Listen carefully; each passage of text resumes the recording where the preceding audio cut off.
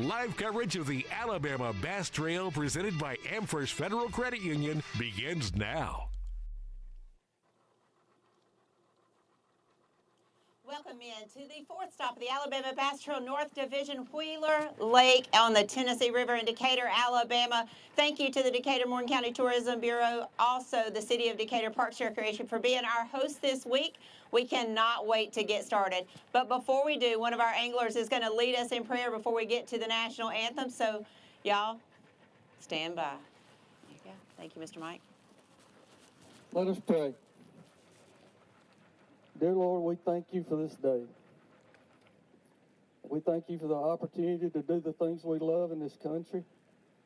We thank you for all the anglers in this field. Lord, I ask that you be with the ABT crew today as they do their job. Be with every angler as they go out on the water and bring them back safely after the tournament is over, Lord, back to their families.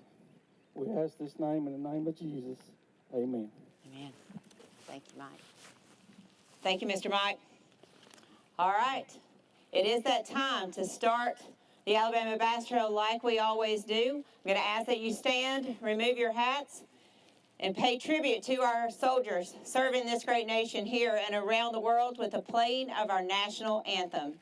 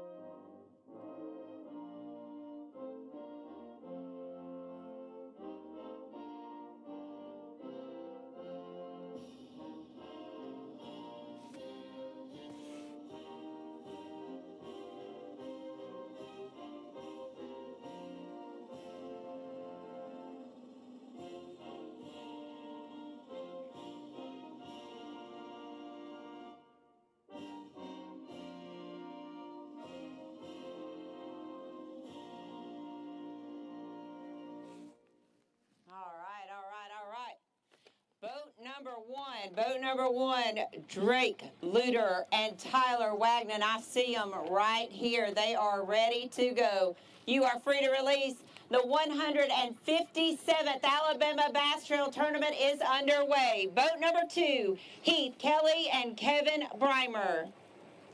Boat number three, Donald Jones and Douglas Mullinax. Boat number four, former winners on the Alabama Bass Trail, Adam Brown and Greg Diggs.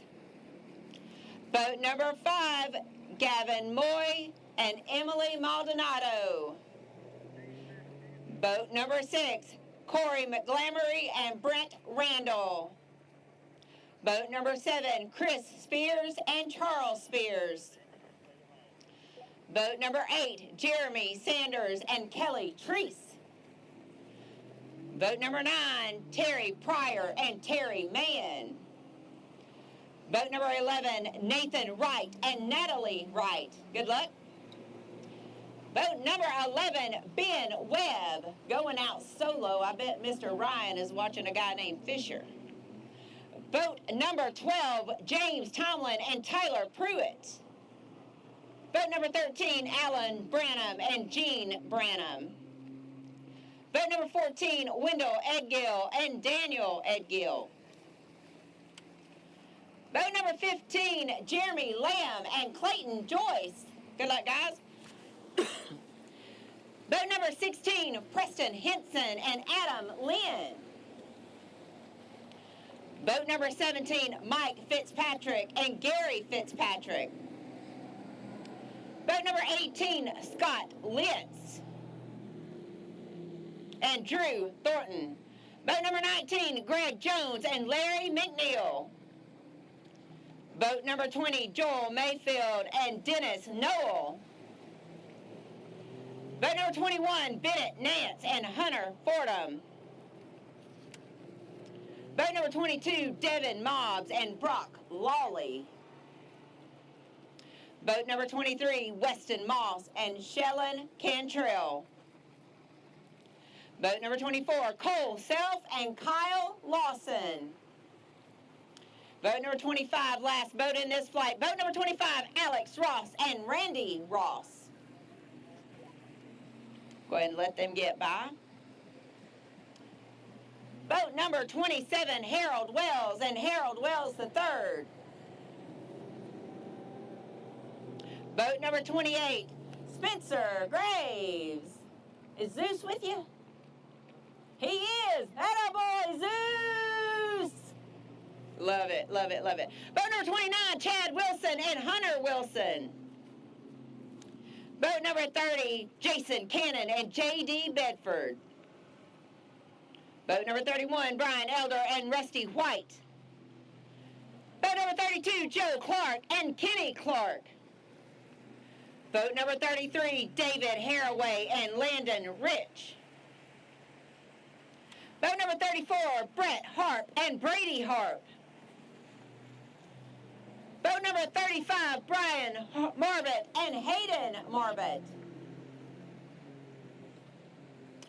Boat number 36, Brian Johnson and Carter Day. Boat number 37, Joshua Moore and Lee Black. Boat number 38, Waylon Mullis and Wyatt Tomlin. I see you guys. Boat number 39, Scott Russell and Tony Smith. Boat number 40, Jason Wisenat and Tim Baker. Boat number 41, Lee Brown and L.J. Brown. Boat number 42, David Cagle and Gary Bates. Boat number 43, Jeremy Doss and Johnny Albritton. Boat number 44, Brent Crow and Jimmy Mason. Boat number 45, third in your Angler of the Year points, Elliot Galt and Austin Swindle. Former winners on the Alabama Bass Trail right here at this lake. Boat number 46, Philip Harrell and Clint Gilbertson. More winners on the Alabama Bass Trail right here at Wheeler Lake. Boat number 47, Alan Hayes and Danny Bishop. Okay. Boat number 48, Zeke Gossett and Briar Chambers. Boat number 49, Cooper Lively and Blake Tully. And the last boat in this flight, boat number 50, Luke Kyle and Arch Cornett. Boat number 51, Roy Morgan and Larry Freeman. Boat number 52, Connor Morris and Preston Morris. Boat number 53, Bobby Sharber and Jeff Preza. We got you guys. Boat number 54, Matthew Roberts and Terry Roberts. Boat number 55, Eric White and Adam Fleeman. Boat number 56, Brad Weiss and Jake Staley. Boat number 57, Chris Blackwood and Larry Melvin. Former winners right here on this pond. Boat number 58, Chris Britton and Eric Springer. Boat number 59, Chris Duckett and Donovan Williams. Boat number 60, Braxton Cups and Jeff Arledge. Two-time winners on the Alabama Bass Trail. Boat number 61, Craig Grubbs and Matt Ferguson. Boat number 62, Nathan Harbison and Charlie Harbison. Your winners from Lake Gunnersville, boat number 63, Ben Lakey and Jordan McGehee. Boat number 65, Richard Eisen and Harrison Lloyd. Boat number 66, Stephen McAvoy and John Kellett. Four-time winners on the Alabama Bass Trail, and the biggest bag weighed in on Wheeler Lake. Boat number 67, Mitch Mitchell and Candler McCollum. Boat number 68, Justin Buckles and Chad Jones. Boat 69, Clifton Bates and Daniel Heidegger. Boat number 70, James DeMoss and Eric Fuller. Boat number 71, William Darby and John Greenwood. Former winners on the Alabama Bass Trail, Chad Hall and Ryan Hall. Boat number 73, Tim Griffith and David Ayers, former winners on the Alabama Bass Trail. Boat number 74, Stephen Kirby and Nathan Kirby. Two-time winners on the Alabama Bass Trail, Damian Willis and Tyler Kiker. We see you guys. Good luck. Let them get by. Boat number 76, Bradley Jones and Brett Prince. Boat number 77, Alan McCoy and Tim McCoy. Boat number 78, Samuel Bailey and Lane Cooley. Boat number 79, Hunter Eichard and James Eichard. Boat number 80, Mike McCullers and Slade McCullers. Boat number 81, James Mears. I see you, James. Former winners on the Alabama Bass Trail, boat number 80.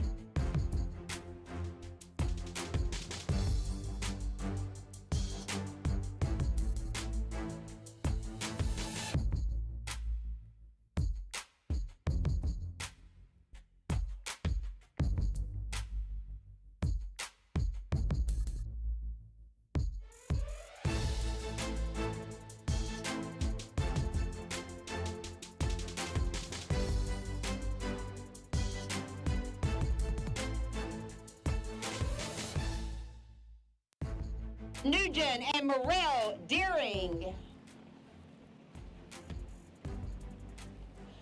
Boat number 98, three-time winners on the Alabama Bass Trail, Mark McCagg and Tim Hurst. Two-time winners on the Alabama Bass Trail, Nolan Spencer and Jonathan Reese. Boat number 100, Cameron Robinson and Chris Payne. No way that's Chris Payne. Okay, he's here somewhere. Boat number 101, Lucas Wright and Ryan Galati. Boat number 102, the lowlifer himself, one of them, Mr. Trey Swindle and Sam George, and the real lowlifer right behind him, Mr. Luke Duncan and Jared Sanders. Boat number 103, Ben Yarbrough and Tim Campbell. Boat number 104, Brandon Blackwood and Clint Blackwood. Boat number 105, J.J. Atwell and Jason Phillips. Boat number 106, Robert Eret. Thinking about Mr. Mike Russell. Boat number 107, Logan Cheatham and Jacob McNary. Good luck, Hayden. Good luck, Brian. Boat number 108, Drew Hicks and Wesley Webster. Boat number 109, Chris Gore and Daryl Nelson. Boat number 110, Travis Loggins and Roy Loggins. Boat number 111, Wayne Isaac and John Polk. Boat number 112, Tom Messer and Brian Douglas. Boat number 113, Brian McFall and Brian Waldrop, not here today. Boat number 114, Jeff Seabolt and Joe Woods. Boat number 115, Denver Satterley and Brandon Staggs making his return to the Alabama Bass Trail. Boat number 116, Greg Tomlin and Jeremy Tomlin. Recently published author. Boat number 117, Zachary Taylor and Josh Austin. Boat number 118, Rob Wright and Samuel Fowler. Boat number 119, William Carter and Chuck Medley. Boat number 120, Hunter Brewer and Nathan Pawpaw Brewer. Boat number 121, Michael Doty and Johnny Andrews. Boat number 122, Will Counts and Mark Jeffries. Boat number 123, Brett Harrell and Tyler Smart. Boat number 124, Larry House and Taylor House. Boat number 125, last boat in this flight, Mr. Sam Long and Jason Atkins.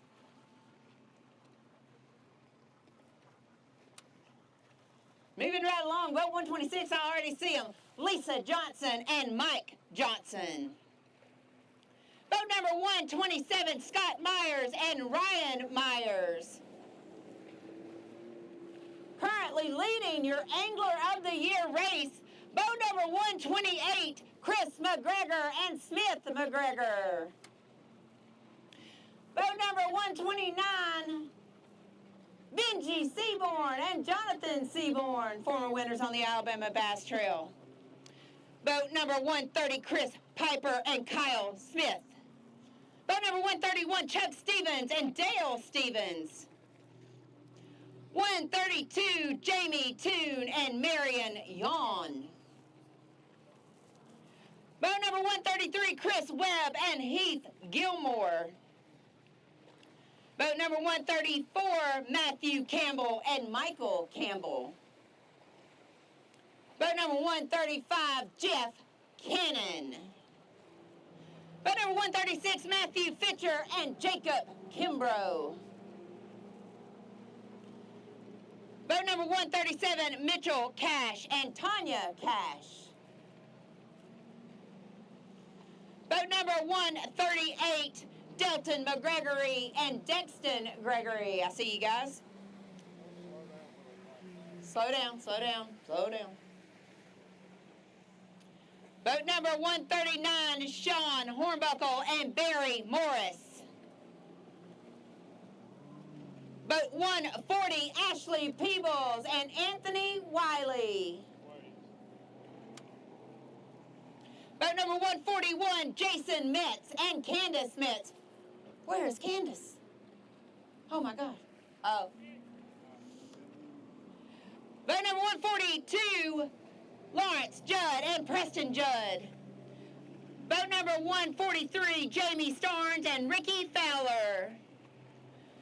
Two-time winners on the Alabama Bass Trail, Lee Pitts and Steve Engel. That was almost a disaster. Boat number 145, Blake Webster and Michael Tillman. Boat number 146, Gary Thompson and Billy Wallace. 147, Ron Cameron and Stephen Wood. Boat number 148, Trace Freeman and Hunter Wilkins.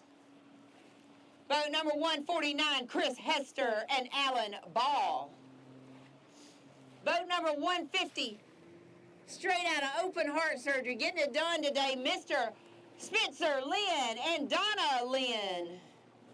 Can't believe he's out here, but thank God he is. Boat number 151, Riley Johnson and Ryan Haney. Boat number 152, Scott Norman and Todd Norman. Sitting second in your Angler of the Year race, boat number 153, Bill Mayo and Walt Roberts. Boat number 154, Danny Shell and Anthony Land. There you go. Boat number 155, Anthony Benson and Will Phillips.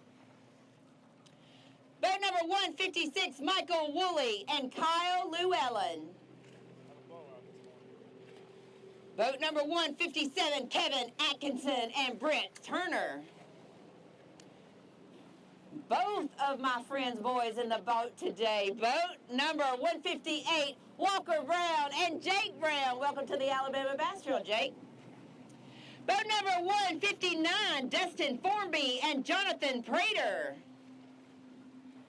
Woo, them Douse boys fishing all the Alabama Bass Trail. Boat number 160, Trey Doust and Justin Doust. Got some sleeves on this morning. Don't normally see them boys in sleeves. Boat number 161, Michael Hood and Rocco Samari. Boat number 162, Hunter Gilbert and Adam Carter. Boat number 163, oh, there they are, Davy Campbell and Kit Keys. Boat number 164, Tanner Mason and Nikki Mason. Boat number 165, Dylan Mixon and Brandon Wright. Former winners on the Alabama Bass Trail, boat number 166, William Nichols and Jake Young. Boat number 167, Thomas Shelton and Timothy Shelton. Boat number 168, Tommy Petrosky and Barry Holbert. Boat number 169, Cole Wade and Mr. Donnie Wade. Welcome back. Boat number 170, Timothy Campbell and Richie Todd. Former winners on the Alabama Bass Trail, 171, Todd Beatty and Ethan McDonald. Boat number 172, Ty Cox and Cameron Gautney. Boat number 173, Ash Goja and Danny Pettis. Ash going out solo today. Boat number 174, Bill Hamlin and Marty Gentry. Boat number 175, Vance Hines and Rutger Hike. County Commissioner over there in Winston County. All right. Boat number 176, Greg Lamb and Don Lamb. Boat number 177, Joe Newmans and Jeremiah Sparks. 178, Mark Singleton and Lee Jolly. Boat number 179, Tristan Price and Gavin Jarrett. 180, Charlie Steele and Logan Steele. Boat number 181, Marty Wilson and Brian Mitchell. Boat number 182, Matt Van Meter and Mo Moyer. Boat number 183, Hunter Betts and Roman Calvert. 184, Josh Campbell and Randy Barnard. My hands are cold. Boat 185, Philip Dukes and Bailey Dukes. Boat number 186, Tom Frink and Dawson Lentz. Boat 187, Craig Childers and Nikki Taylor. 188, Jackson Holbert and Avery Whitwell. Boat number 189, Jake Gibson and Michael Gibson. Boat number 190, Packy Lawrence and Jeremy Holden. Boat number 191, Dean Nelson and Dwayne Nelson. Boat number 192, they fished every Alabama Bass Trail North Division tournament. Jamie Smith and Michael Raines. Boat number 193, Kaysen Sanchez and Trent Boyette. Boat number 195, Christian Carbacus and Travis Ledbetter. Boat number 196, Jay Carroll and Stephen West. Boat number 197, Isaac Duncan and Will Duncan. Boat number 198, Christian Clemens and Michael Larkin. Boat number 199, former winners on the Alabama Bass Trail, Jerry Hartline and Robin Vaughn. Boat number 200, Delano Green and Delano Green Jr. All right, starting that last flight. Boat number 201, Gabe Lewis and Cal Burton. Boat number 202, Jim Murray and Flint Murray. Boat number 203, Sam Moody and Ray Battles Jr. Welcome back, Mr. Ray. Well, boat number 204, Jacob Scripture and Caleb Fisk. Your winners from Neely Henry, three-time winners on the Alabama Bass Trail, Adam Bain and Chris Colley. Multiple-time winners on the Alabama Bass Trail, and your reigning ABT champs, Donnie Beck and Tony Harvey. 207, Randy Brown and David Brown. Your reigning Anglers of the Year, boat number 208, Hunter Gibson and Bryant Fikes. Boat number 209, Michael Ellison and Philip Ellison. Boat number 210, Cody Haney and William Haney. Boat number 211, Zachary Gordon and Anthony Wright. Boat number 212, Danny Long and Kevin Fallen. Boat number 213, Brian Johnson and Brandon Gross. Boat number 214, Eric Morris and Randy Talbert. Boat number 215, Robin Erb and Doc Murphy. Boat number 216, Dylan Singleton and Chris Allen. Boat number 217, Jack Pratt and Nick Pratt. Former winners on this pond, boat number 218, Lance Whitaker and Jeremy Briscoe. Boat number 219, Tim Thornbury and Tyler Thornbury. Boat number 220, Cody Bishop and Bynum Franks. Boat number 221, Ricky Campbell and Russell Silvers. Coming off a big finish at Neely Henry Lake. Boat number 222, Joshua Fordham and Joey Nance. Boat number 223, Jonathan Craig and Lee Hayes. Boat number 224, Blake Hawkins and Josh Clark. And last, but certainly not least, boat number 225, the boat we've all been waiting on. Boat number 225, Billy Grubbs and Bobby Richardson.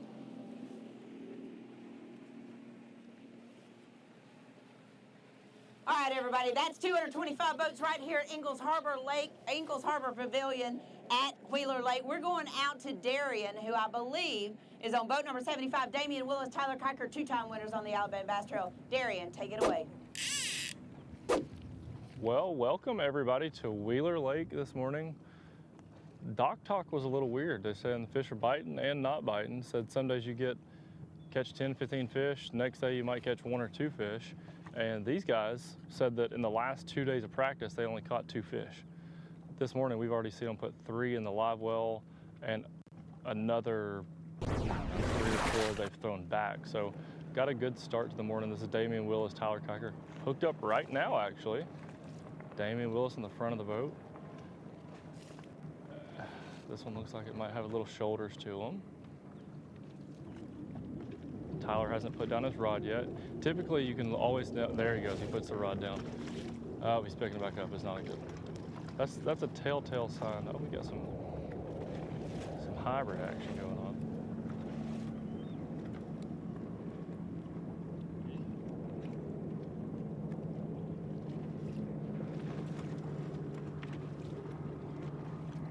sounds like we've got Luke Duncan joining in.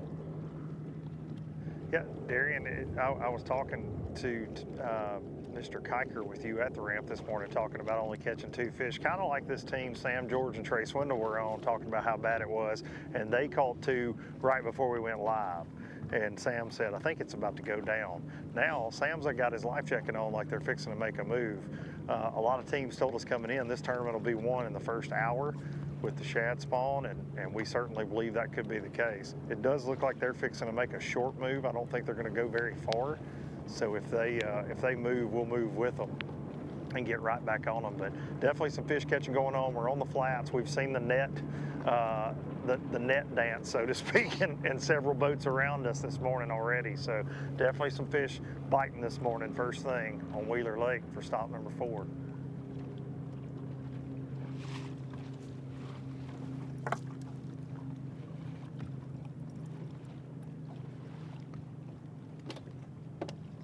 How far y'all going?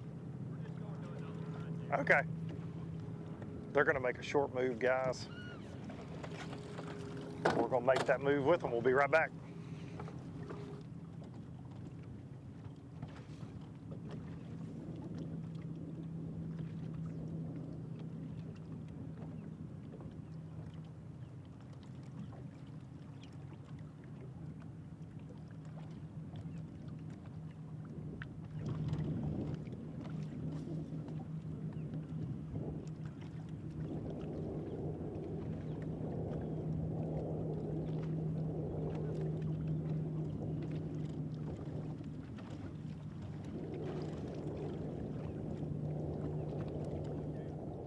Jason, welcome to the party, Jason Duran.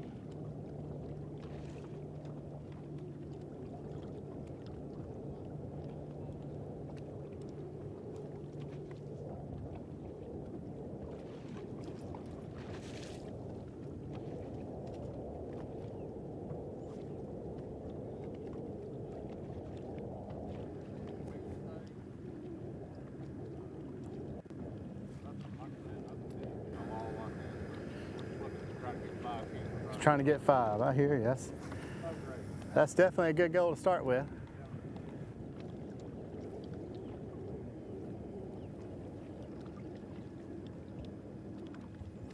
But Darian, I need to pull up the tractor, see where you are, but literally we're, I can see takeoff if the barge would get out of the way, and I can see probably 25 boats where I'm sitting. So. Yeah, Just gonna use the trolling motor today. Me, you, and Luke are all really close today, but there's a lot of boats in this area. Yeah.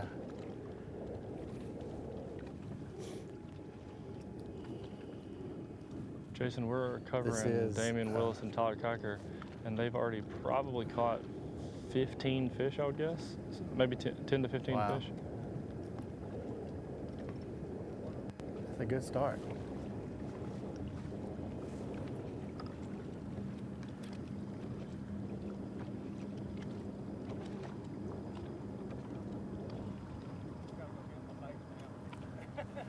We're going to slide around to another team right here.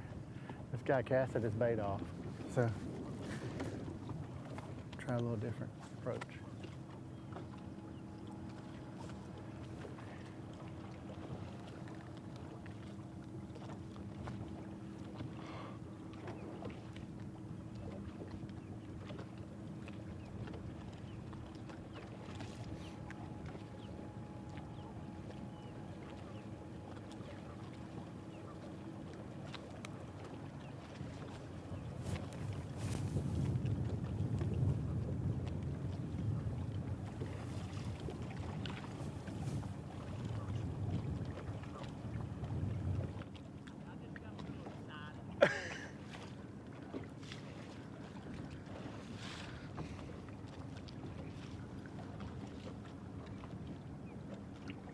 Darian, we made a short move, and immediately before we went live, little Trey hooked up. He said he got a little excited, lost the fish.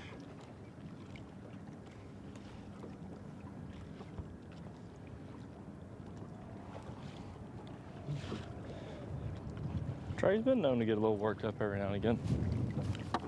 He'll get a little cranked up. Sam George hooked up, and it looks like a good one, and it is a good one. Got the net out, here we go. It's gonna be number 3, and it's a nice one.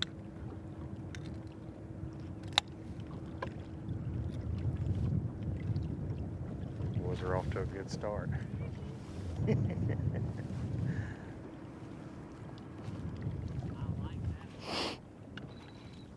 Yeah, do more of that. That was fun.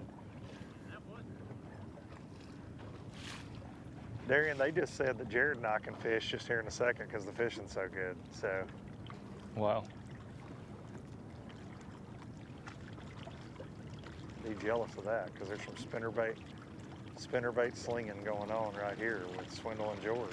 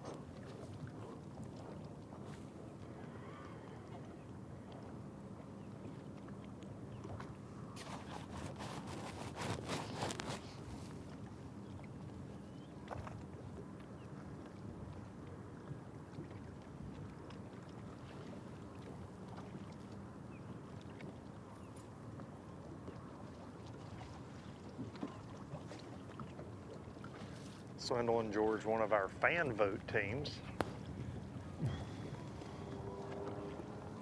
Something new we're doing here in the Alabama Bass Trail in 2026. The week of the events, we post a list of teams and fans get to vote.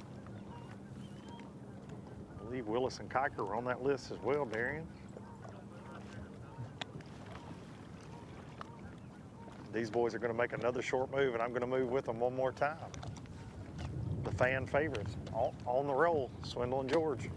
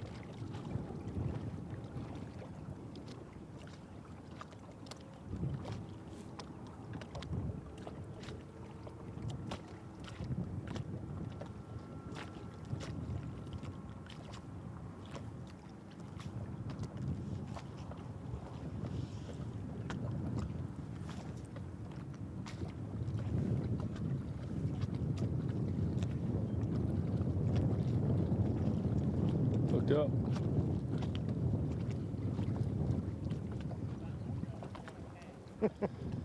I would.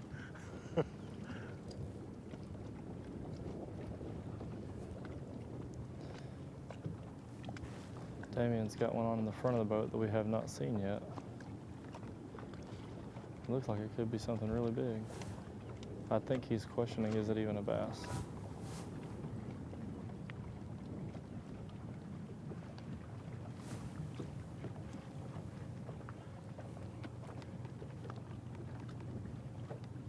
Guys, we're going to leave it with you and Not a slide around bass. to another team just a second.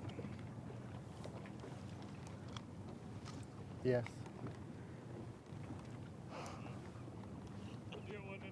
Yeah.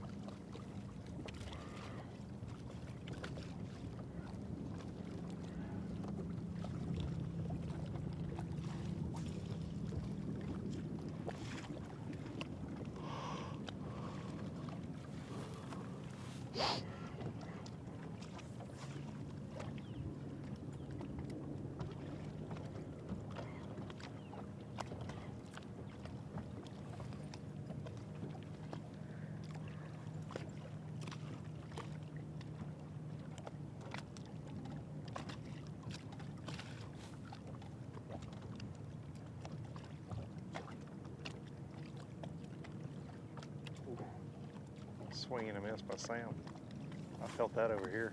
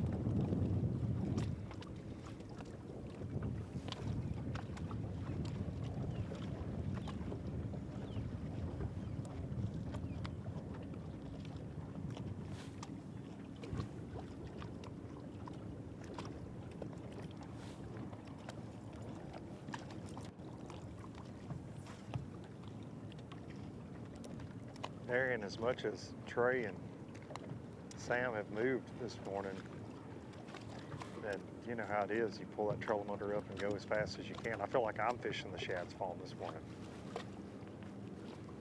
Trying to keep up with these two. You should. I'd like to, I'm not gonna lie. It's one of those amazing times of the year on the Tennessee River. Can be magic. Speaking of, Trey hooked up with a good one right here. Looks like a big smallmouth almost when it jumped. I think it is a big smallmouth.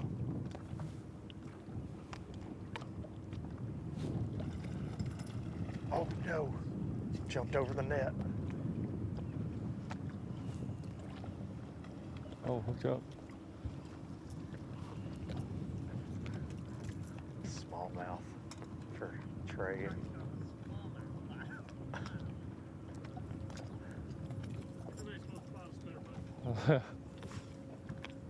Hey, for live coverage, we appreciate the fact that that jumped over the net. But for y'all's tournament, I don't know if y'all want that to happen again. Yeah, that thing was wild. I said I thought it was a smallmouth when it jumped out there the first time, but because it came up quick. I knew it was, but I was trying not to get nervous because I really wanted to weigh in a smallmouth. Gonna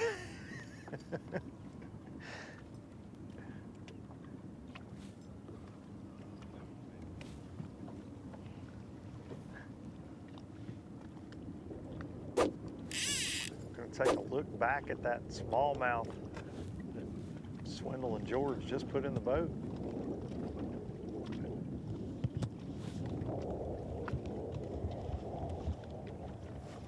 This fish immediately came up and jumped. You can see Sam with that net.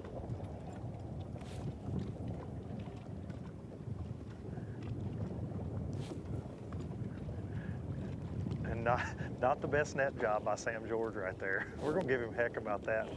And it's all on video, you know.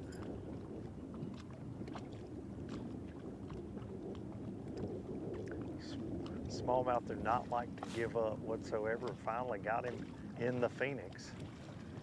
Hoping that's a fish that can, hoping that beautiful smallmouth can help them win $15,000 today, plus $8,000 Phoenix bonus.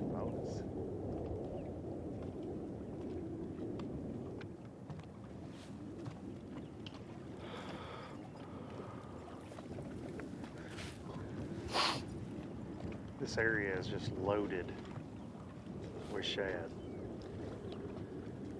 It's one of those deals when they first put the trolling motor down and looked at the live scope, they just turned around and looked at Jared and I and smiled.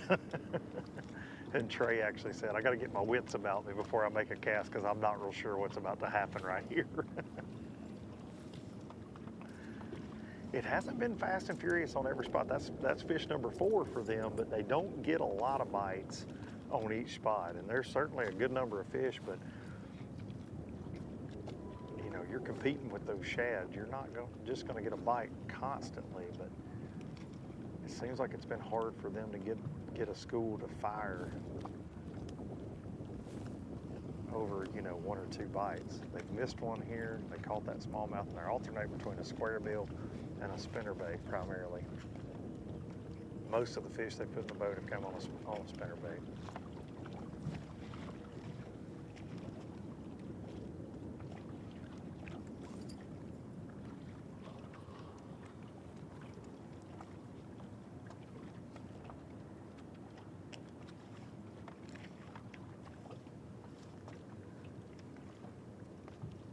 Oh.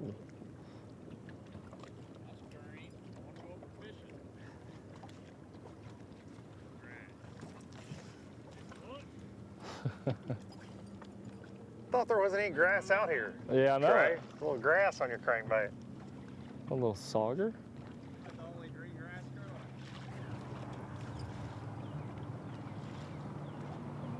It's not. Was that a sauger? Pull up here and see who Yeah, it this was a good is. one. I know.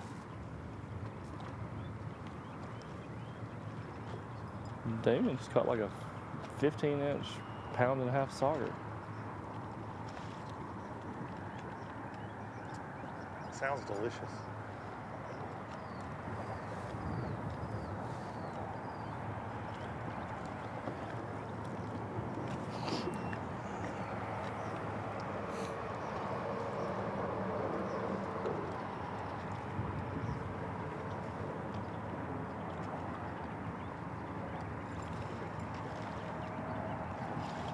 Sam George hooked up.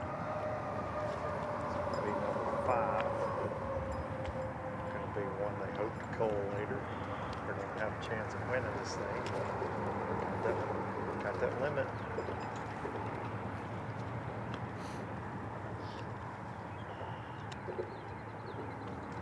That joker was hungry. Yeah, he did. He was not going to let that big Morning, what's spinnerbait y'all's get boat by number? him. 147. I think we're about to go run all them again. Ron Cameron and Stephen Wood.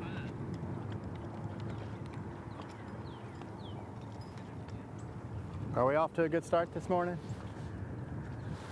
Are we off to a good start this morning?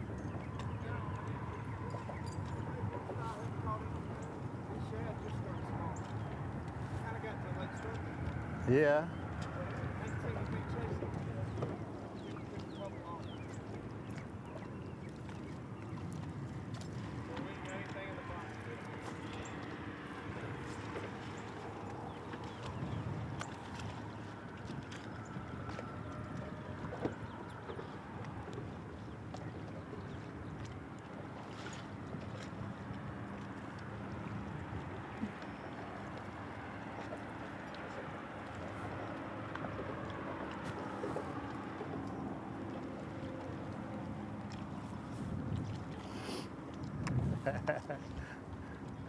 We got when you were up on the rock too, so.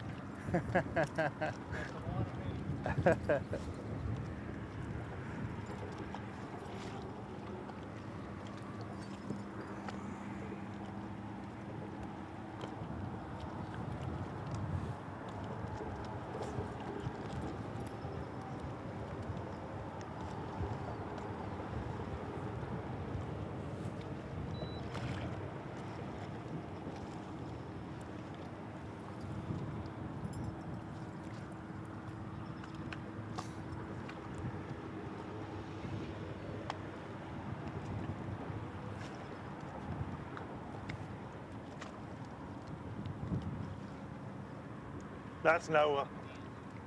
Y'all gonna run them again? They're gonna go back through their same spots again, guys. We're gonna make a move.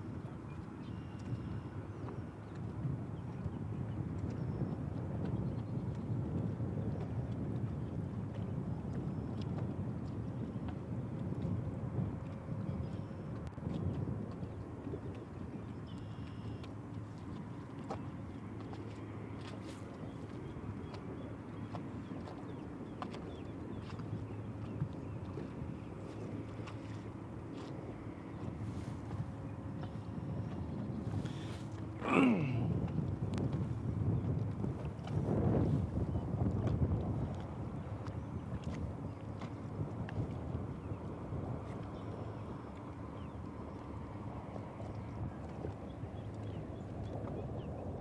we're gonna make a slight little adjustment. We'll be right back.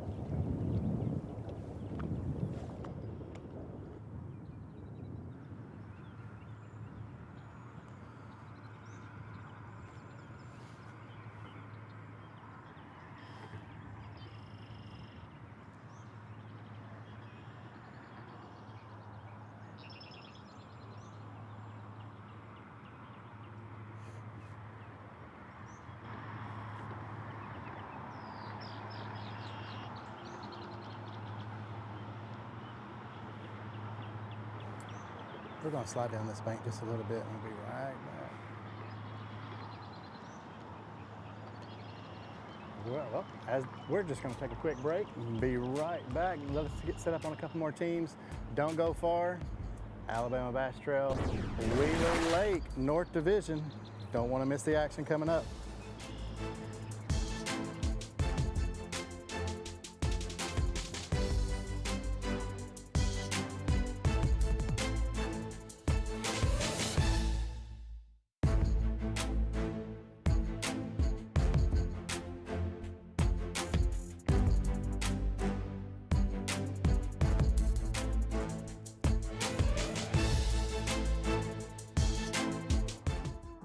Live coverage of the Alabama Bass Trail is presented by Phoenix Boats and brought to you by Academy Sports and Outdoors, by Amherst Credit Union, by 13 Fishing, Larry Puckett Chevrolet, and by Jax. It's all about the South. Live coverage returns right after this. At Phoenix Boats, our passion for fishing is obvious. Whether it's a pro event or fishing with our family and friends, we truly love the sport of fishing. That's why our goal is to make every single Phoenix boat that goes out the door the best fishing platform it can be in both design and construction. We love to fish as much as anyone, and we believe it shows in every boat we build. Phoenix Boats, built by anglers for anglers.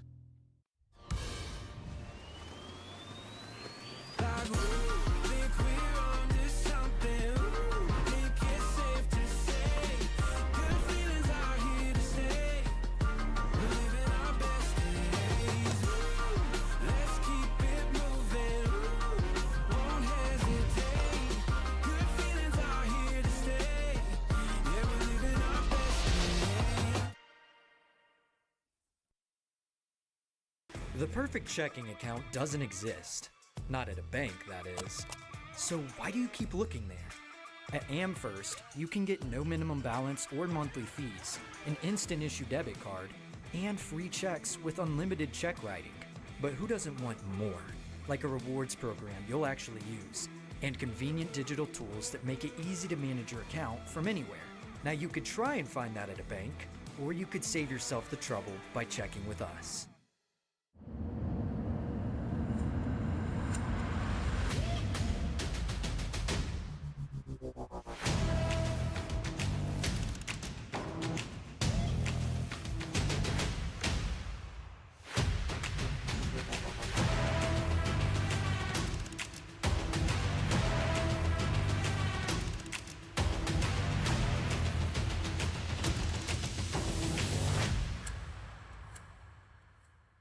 This is Jack's Country, where good food travels fast. We are so back. That's right, classic wings are back. Get 8 wings with your choice of 3 sauces, served with fries and ranch for just $8.99. We're Jack's, and we're all about the South. Okay, Jax. Remember those childhood dreams when you and your trusty cat could do anything? Well, now you're living the dream and experiencing the thrill and power of cat performance, technology, and value for real. Hey, those who give their best deserve the best. So invest in your business, invest in yourself, invest in a cat. The best machines you can own. Because your first cat shouldn't be your last. Alabama Bass Trail TV is now on our partner networks, Gulf Coast Sports and Entertainment, Peachtree Sports Network, and Tennessee Valley sports and entertainment. The thrill of the catch, the fierce competition, and the big payout. Go to alabamabasstrail.org for dates and times. Alabama Bass Trail TV.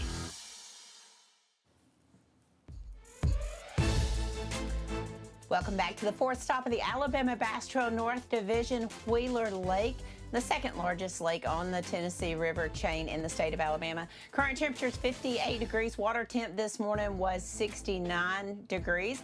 Partly sunny with winds 7 miles an hour. And I tell you what, it did not feel 58 degrees this morning on that blast-off boat, but there you can see 225 teams loaded and ready to go out on Wheeler Lake. You saw fish catching very, very early in the morning, and that's what we expected. Talking to the teams on the docks, it was going to be an early morning fury. But the rest of the day was going to be interesting based on what all of our teams told us that we talked to yesterday. But again, a lot of rain leading up to this event. We had a lot of rain Tuesday, Wednesday, Thursday in the area, but it did fill this lake up. We were just shy of full pool going into Monday, but by the time we got here on Thursday, it was a full pool. You know, this lake has historically been a hotbed for us, anywhere from 20 pounds up to 24.5 pounds. We think it will take somewhere around that 23.5 to 24 pound range to win today. To get a check, though, that's what we're wondering. Will it take 14, 15, 16 pounds to get a check? We're going to get back out on the water with Darian. I know he has been with Boat 75, two-time winners on the Alabama Bass Trail, Damian Willis and Tyler Kiker, and they have been on a fury this morning. So, Darian, we're going to get back out to you. Fill us in a little bit on what they've been doing this morning.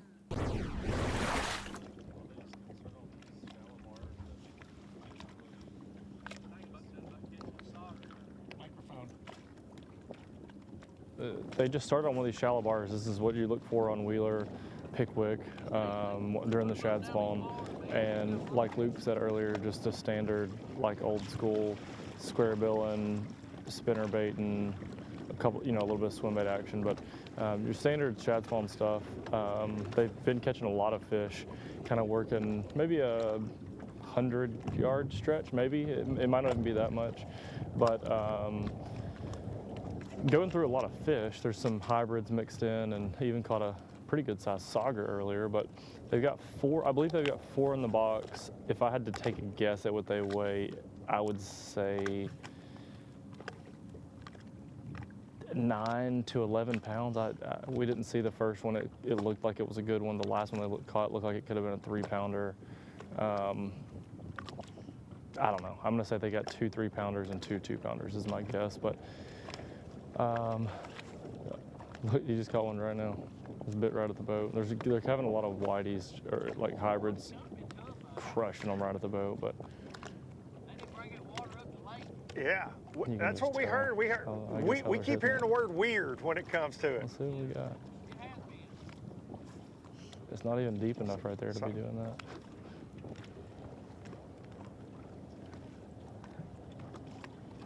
Darian, sorry to talk on top of you. I got Chris Britton and Eric Springer here, who are local hammers. Usually fish the lower end, and they're up on the flats today. They said this is not normally the game plan for them, but practice was decent up here, and they said just then how weird it's been. And like you just mentioned, they're fishing a shell bed, but they do not have any keepers in the boat. They said they've caught everything but a bass this morning. And I know you mentioned a sauger earlier. They said they caught a big sauger, drum, they've caught several white bass, but they've not got a bass just yet. And they said depending on how the next, the morning goes, that's kind of going to dictate their decisions for the rest of the day.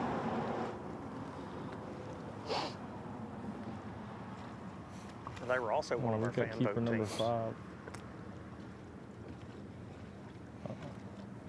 I'm sorry, go ahead, Luke. I said Britton and Springer were one of our fan boat teams. So glad that we get to, catch up with a couple of those teams the fans wanted to see right out of the jump this one.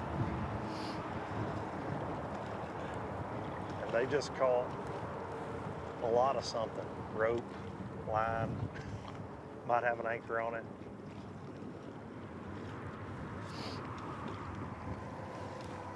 Jimmy Hoffa, I'm not sure.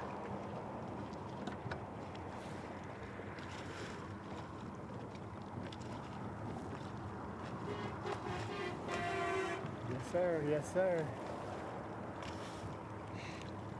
Both hands on the wheel.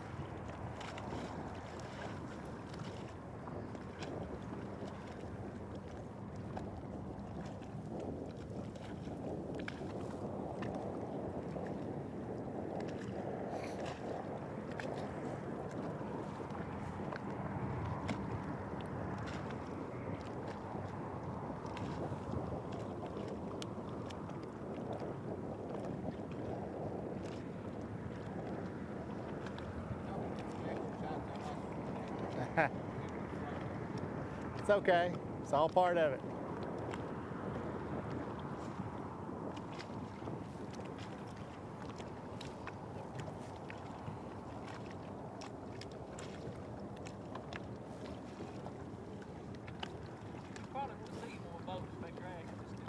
That's a fact.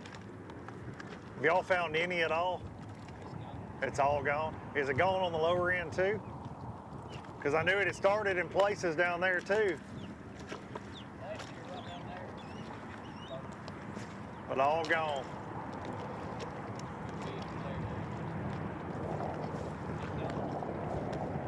You know, it helps the whole lake, whether it's the lower end or just makes the whole lake healthier when we got a grass.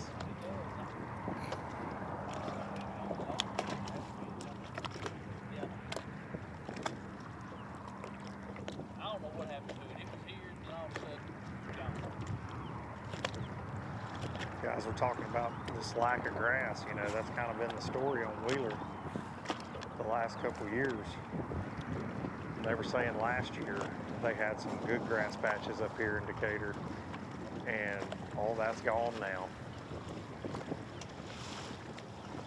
They were talking about how few boats they feel like they're on the flats this morning. There's still a good many, but it's not like we normally see. You know, in years past, you go boat to boat to boat to boat to boat out here. You can walk across them. It is not like that this year. I don't know where everybody's at. I haven't really, you know, dug into the trackers just yet, but they're not piled up in these kind of usual suspect places.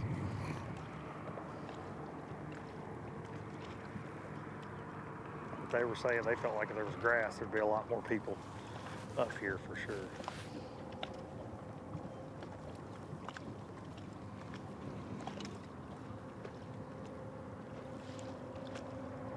It's crazy how the flats can get so changed year by year, or like every other year, or, you know what I mean? Like it just totally changes so much. What's crazy to me is that the grass can be great one year, and then all of a sudden it goes away for a few years, and then it comes back. It just disappears. Yeah, it just disappears, and then it'll come back strong. Completely. Yeah. Come back strong. Like it doesn't have a problem growing somehow, and then it's gone again. Yeah, it definitely pulls a disappearing act. When it goes, it goes.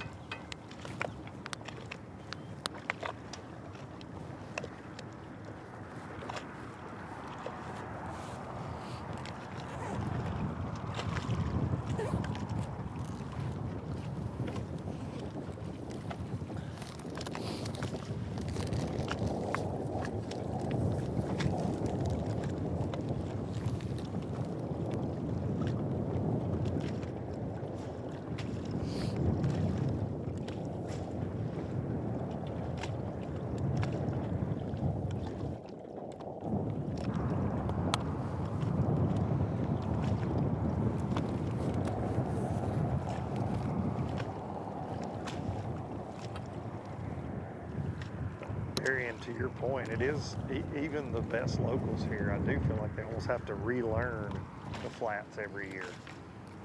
You know what the flat's going to give you this year. You know, obviously the hard cover doesn't change, whether that's stumps and the shell bars and things like that. But you have the grass, and then over time some of this stuff gets silted in. Also, it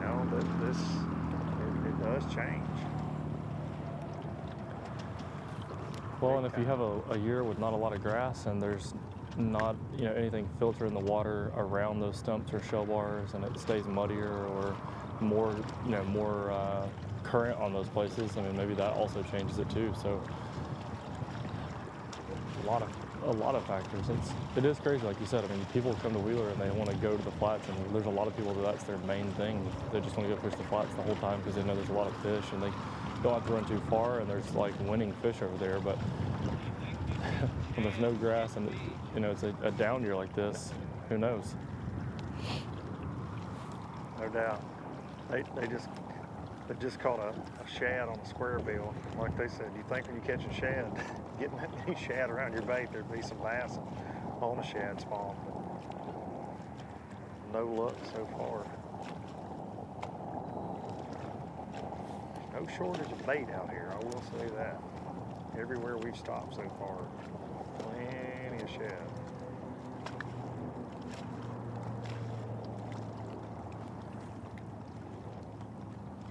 Looks like these guys are going to make a move. We're going to make a move with them.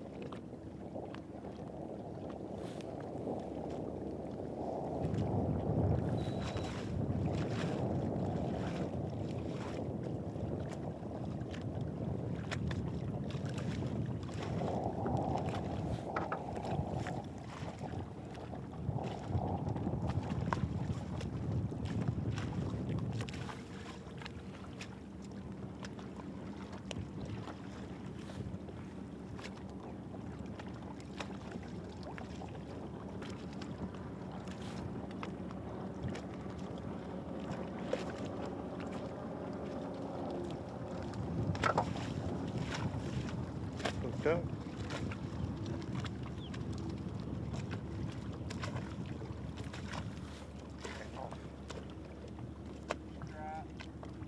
Said it was a white bass. Got him a stripe.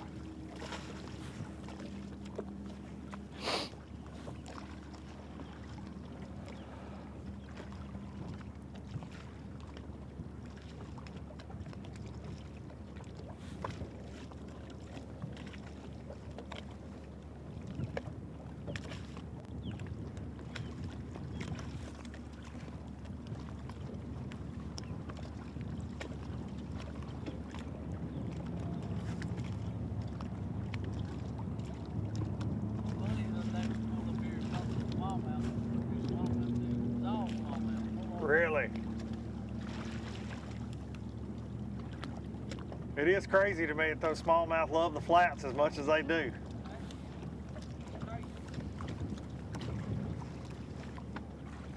They're saying when they found these fish, it was mainly smallmouth. Yeah.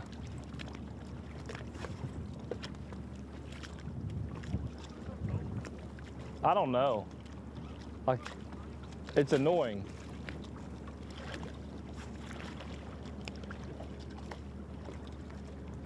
Damien said, why is it so cold? Luke, do you have an answer for that? I do not have an answer, but I do have an opinion on it, and it's that it's not any good. I'm tired of being bundled up in May. Now next month, you know, we will definitely, when we're at Weiss, we'll probably be wishing it was like this. Yeah.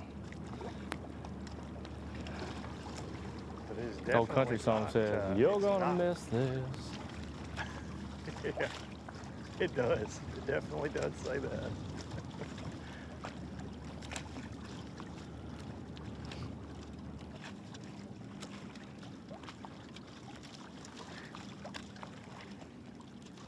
I will say flip-flops, they're in not the move this morning. No, I agree. They were a solid choice. I They went were flip-flops. not. They were not. Well, by weigh-in, it's supposed to be 80 degrees. According to every weather app on my phone that I have, it's supposed to be 80 degrees. We got a long ways to get there right now.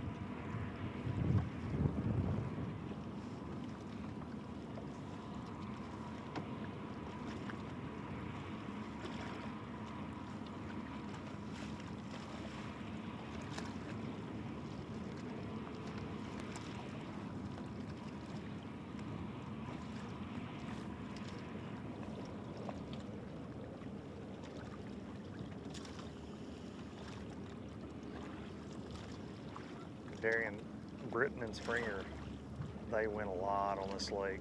Very competitive team. Got a lot of hours on Wheeler. And like I mentioned when we first pulled up on them, they are, in my opinion, known as more lower end guys. You know, that Spring Creek, Elk River, First and Second Creek, and that's actually what I said before we went live. I was like, are y'all lost? What are y'all doing up here? Because when they were on the fan vote, I actually told Jared, I said, man, if we're gonna cover Britton and Springer, we're gonna have to go to the lower end of the lake. There's no way they're gonna be up here. And then I look on a tracker and they were close, and I'm like, tracker's got to be wrong. There's no way they're up here. And they were laughing. They're like, yeah, it's not really our normal game plan, but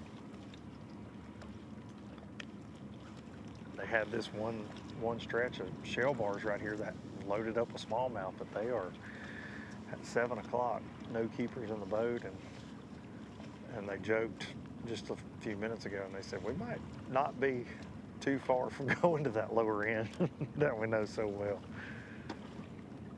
A home lake can be tough, man. Yep. Got so many things in your head. I don't know what Willis and Kiker are doing right now. Looks like they might be, they're not making a move yet, but they're definitely readjusting some game plans.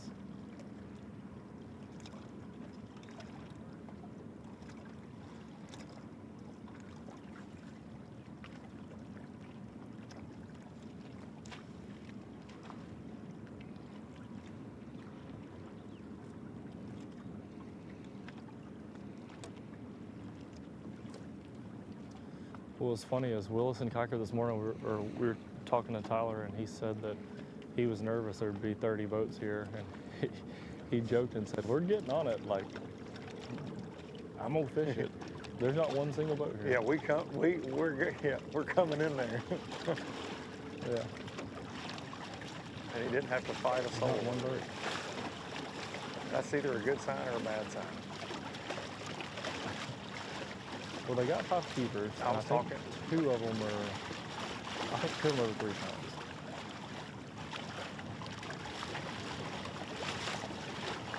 We were talking to Trey and Sam about that. There's some, you know, I've fished this lake since I was a kid, and certainly got more time on the lower end than I do at Decatur. But you know where it goes down at Decatur, and I've fished up here my fair share on the flats, and there's a lot of what I would say is A+ stuff this time of year, shad spawn, that kind of thing, that there's not a boat around.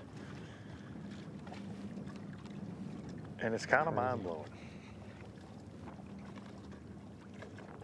Hooked up. Looks like a good one, be a bass. Oh, came off. A couple head, I think it came off. Yep, a couple head shakes and pulled off. Man, that one just stopped his square bill.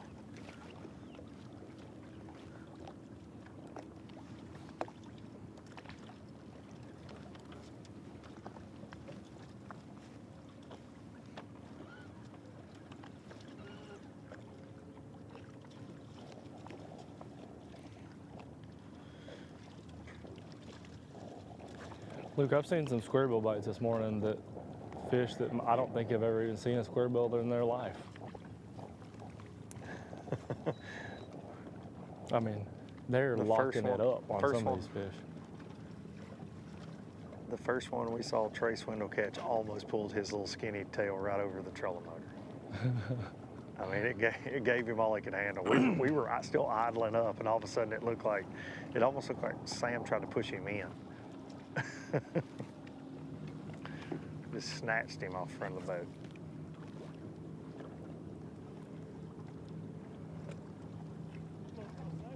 No.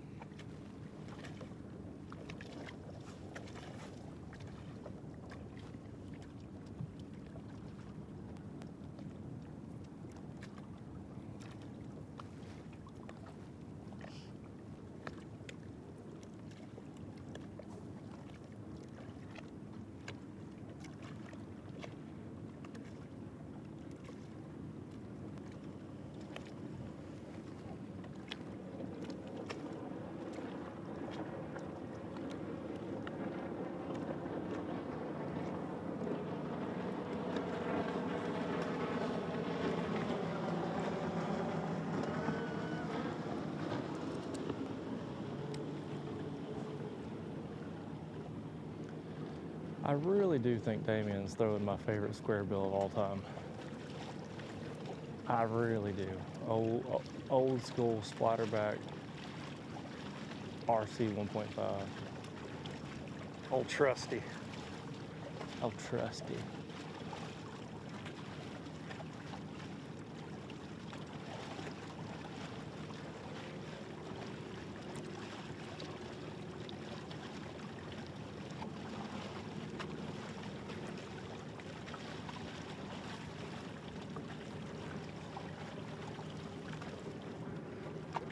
See, I was just sitting here thinking that Britton Springer might be throwing one of my favorites of all time that we're not going to talk about. And you know the one. A little bit bigger than the average Same bear. company, different flavor. Yeah, exactly. A little bit different flavor.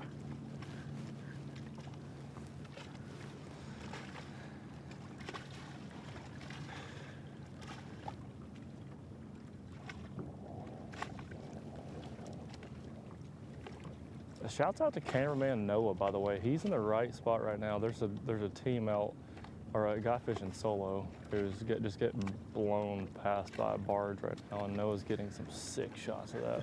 I don't know if he can hear me right now. Oh, he can. He's waving. Noah's always in the right place at the right time. Always. Stays dialed in. Opposite of my fishing career. Yeah. Noah Blake staying dialed in. I see Noah Blake across the flat, and I see the barge, so we've got to be fairly close Well, together. you definitely see me.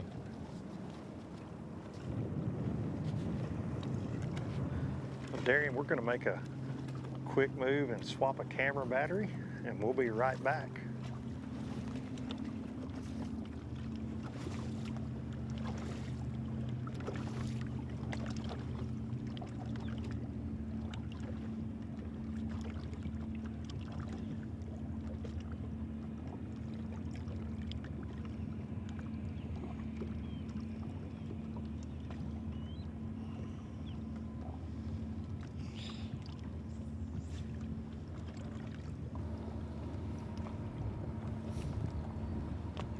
All right, Mitchell Cash and Tanya Cash. Guys, tell us a little bit about how practice went.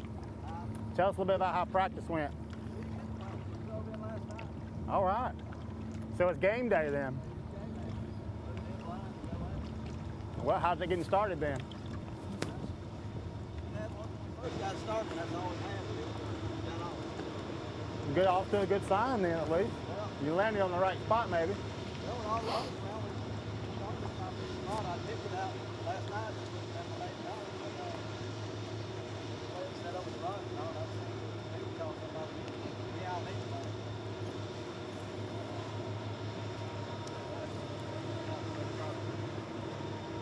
We talked to people, they said it was tough anyway.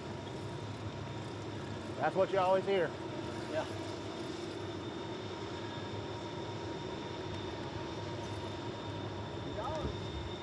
Never shuts up. Boy, y'all pulled up. I ain't heard a word about her. She don't want to talk anymore. My southern accent is way too much already. I don't need a reporter.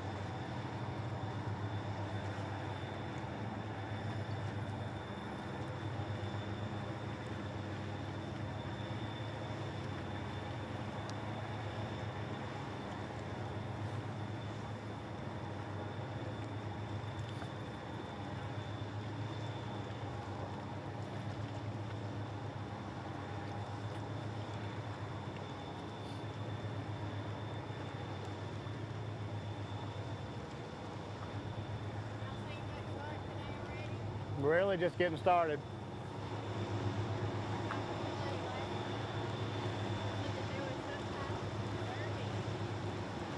Thursday night, and now you pay him one.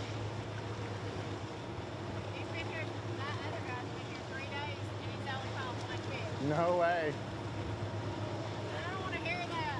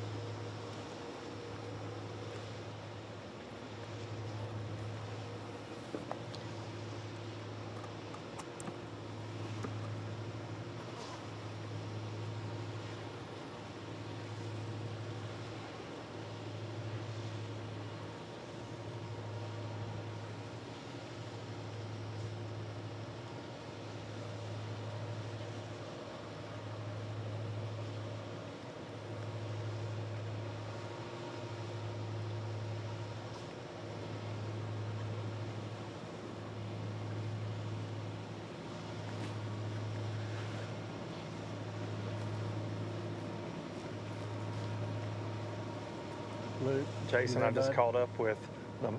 Yes, sir. Just caught up with the Marvetts, Brian and Hayden. Of course, Hayden knows a thing or two about winning on this lake. Won the Toyota Series Championship just a couple falls ago. And they're out here on the flat doing a little scoping, and they said they got 4 in the box so far for about 13 pounds. So four good ones, I would say, to get your day started. I would say so.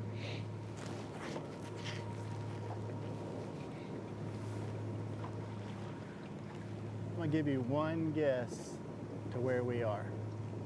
I will give you a clue. Can you get my Amazon package for me? Oh, close, you're close. You ready for the clue? Yeah, go ahead. The only one cats ask for by name. I'm just glad that's you and not me, because I don't want to smell that today. Golly. I was just gonna say, like, you may not be able to smell it from there, but good grief. Yeah. Like those old hot, like steel. Yeah, those old hot steel, like June days when it's really ripe.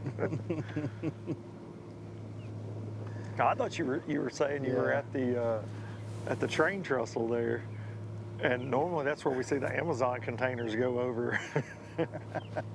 They went taking over my earlier. wife, We ran taking under my the wife bridge. off her Amazon.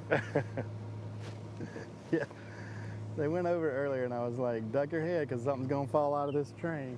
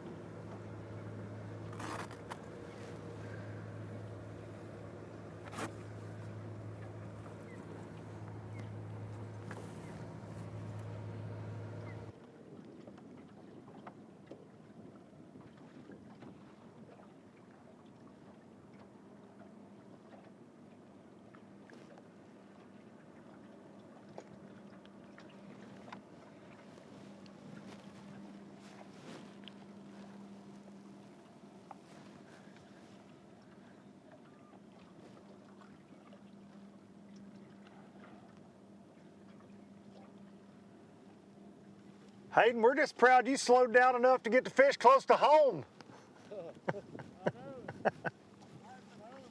Yeah, you've been putting some miles on, son.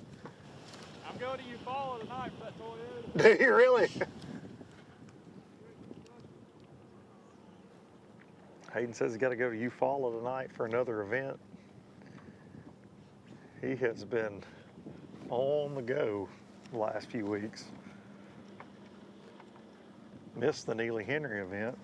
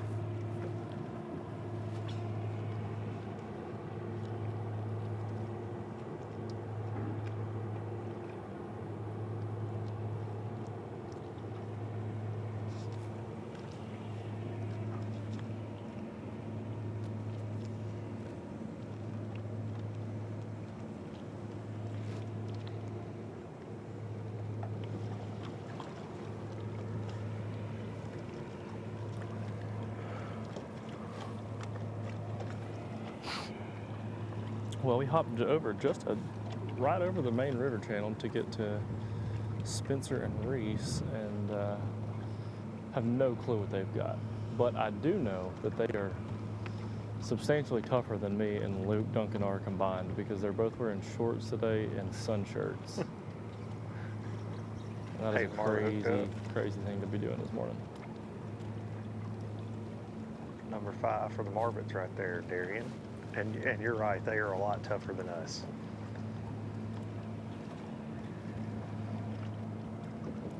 Because it might as well be snowing where I'm at right now.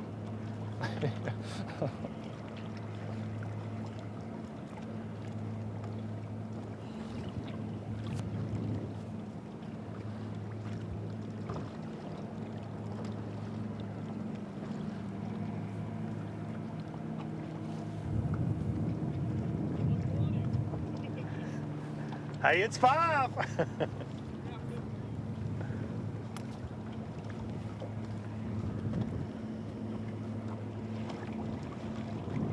So they got 15 pounds now. After he weighed that one. So good start for the Marvetts with a lot of time to go. Very good start for them. And Darian, you'll be surprised to hear, Jason, that he is scoping. He's scoping shallow, and Hayden he's certainly in that regime of young anglers that are way better at scoping than the rest of us. There's no doubt about it, and just a great angler. Been on a tear in the last couple of years, and it's awesome getting to spend some time with him and watch him work. Scoping primarily shallow up here, and you can tell he's picking off, individual fish with the bait he's using. I would say maybe even fry garters or spawners where he's at. Very cool. Yes, sir. Thank you.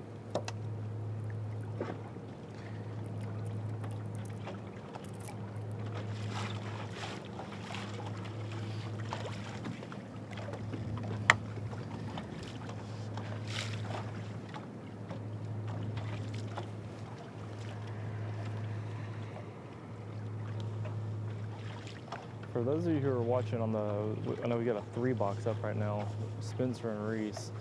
We are pretty far off from these guys, but they're fishing, like, we are out on kind of right on the main river channel where it gets shallower. So we're sitting in almost 20 foot of water, and literally 5 feet in front, or 5 feet closer to us, it's 4 foot deep right there. So you could literally walk from here to that boat, but they're firing across some kind of a pretty big bar. So they're making really long casts, some top water, some swim baits, crankbaits, fishing the bar. So we've got to stay back a pretty good ways.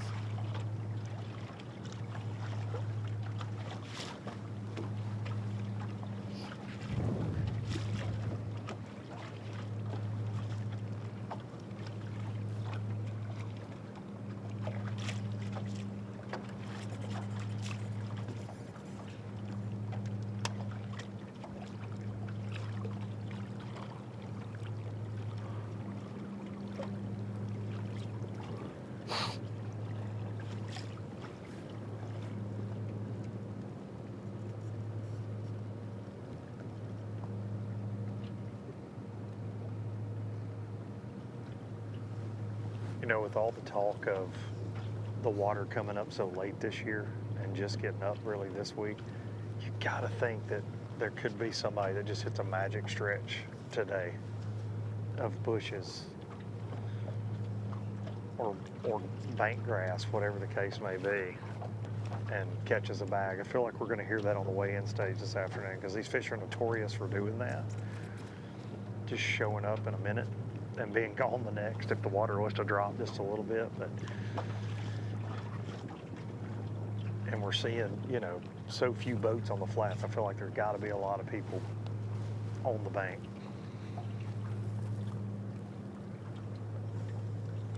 No, I totally agree. I think if you had a bad practice and you just came here and wanted to go fish the bushes, and like you said, there's going to be some fish pull up on a stretch that they're going to get right, and did not expect that to happen, but just for whatever reason, the big ones pulled up.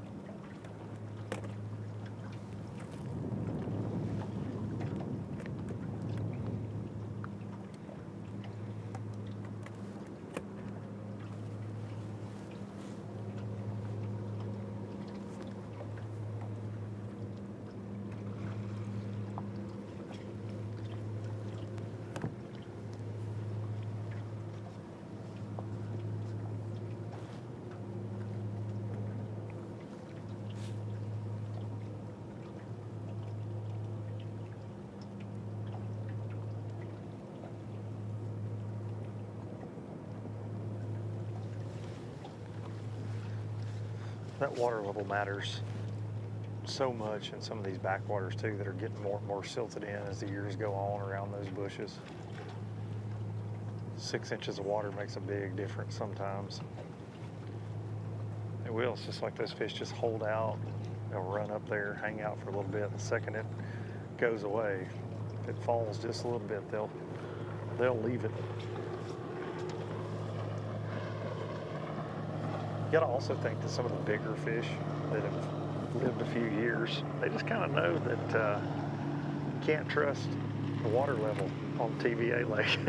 It's like it's in their DNA. Yeah. They're like, oh yeah, we're not gonna go up. We're not gonna go up there too far. We just gotta stay out here. Yeah, I don't like my back being out of the water.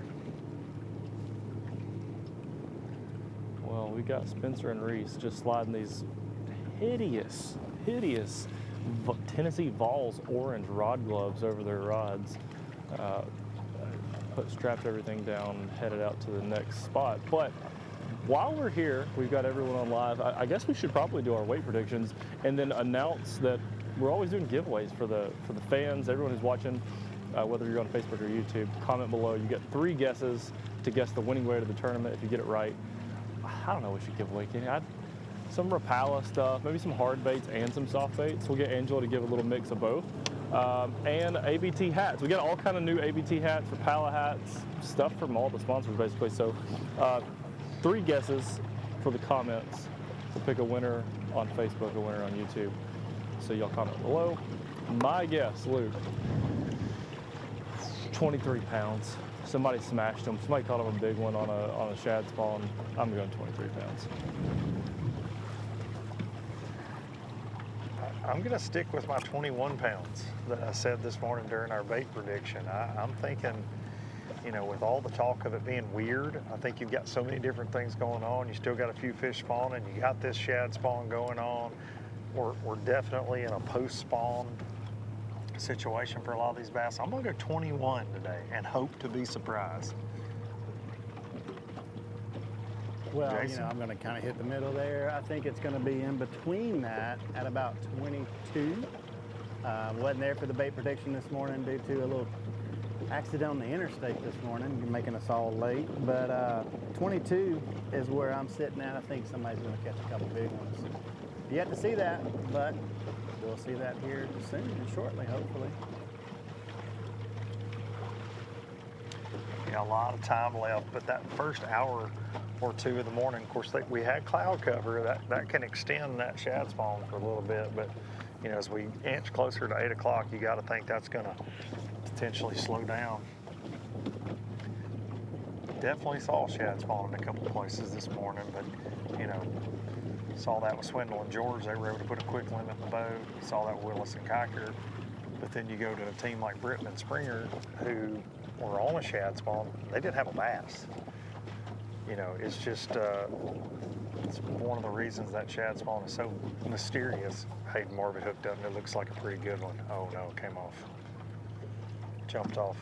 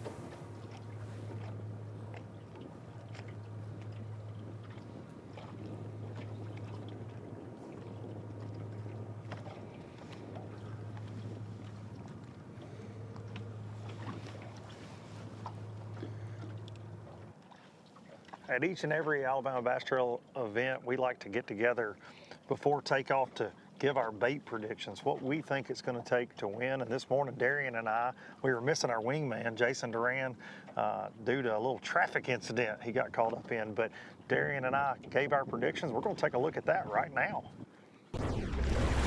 Stop for ABT North here on Lake Wheeler. Been weird dock talk. Normally we get a good vibe for what's going on, but Luke's got some pictures of some giants this week, like some really big ones, but then the same team said last night they might only have 8 pounds today. The typical Wheeler story. Yeah, and then some guys that have won here before just stopped by and said we may catch 3 fish today or we may catch 30. That just, so it's an odd thing, but the water's coming up in the bushes. One of my favorite things ever about Wheeler is when the water gets in the bushes. I'm gonna go Bronco bug, Texas rig, just flipping around. Probably a lot of people are gonna do that, but if I wanted to have fun out here, that's what I'm doing. The bushes are going to get a lot of attention today because the water has not been full, and now it's full with all this rain we've had. We just came off that, full moon in May. You got to think that's going to play. But coming out of practice, the report was weird. So I'm going the big boy freeloader, the 6 1/4 shaking a minnow. This lake, not the best scoping lake, but around some of these shallow stumps, I'm thinking maybe a little bit of some spawn going on, shad spawn early this morning. So I think something like the big freeloader is going to play. Weight prediction, I'm going 21 pounds on Wheeler Lake today to take the dub. I'm going to say tournament is better than practice. The guys who said they might not catch them, we're going to catch them 23 pounds. They always lie. Always lie. Liars.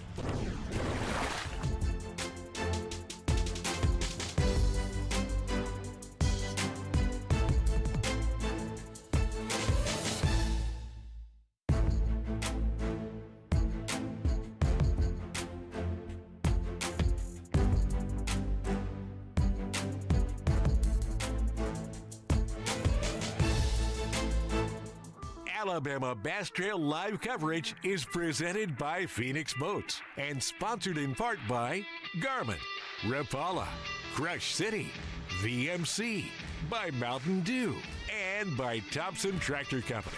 We'll be right back with more live coverage after these messages. At Phoenix Boats, our passion for fishing is obvious. Whether it's a pro event or fishing with our family and friends, we truly love the sport of fishing. That's why our goal is to make every single Phoenix boat that goes out the door the best fishing platform it can be in both design and construction. We love to fish as much as anyone, and we believe it shows in every boat we build. Phoenix Boats, built by anglers for anglers. Hey guys, pro angler Dustin Connell here, and I get all my vehicles here at Larry Puckett. I travel all over, and I've got the 2500 diesel. I love it, tows my boat great, but if you're looking for any vehicle, an SUV, gas burner, or the diesel to tow something with, they've got it here at Larry Puckett. Not corporate owned, locally owned, and they'll treat you like family. Here at Larry Puckett Chevrolet, they let the customers do the talking.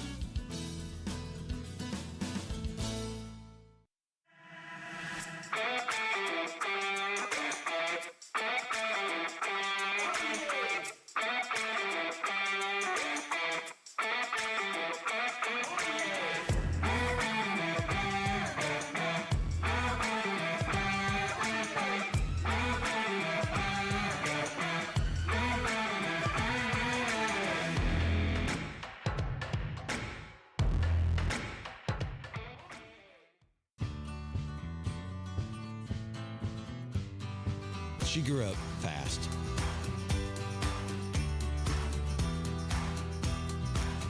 Will she remember these times and continue the tradition?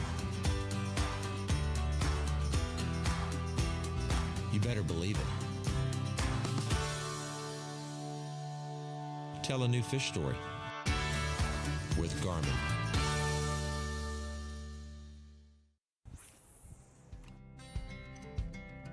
Some things ain't worth keeping. Yesterday's traditions, today's adventures, tomorrow's memories. Now that's something worth keeping. Fish Alabama and find your keeper. For more information, visit fishalabama.org. This is Jack's Country, where fresh biscuits are tradition. Wake up with 2 made-from-scratch biscuits filled with egg, cheese, and bacon or sausage, just like Nana's, if Nana made the official biscuit of the South, which she doesn't. We're Jack's. We're all about the South.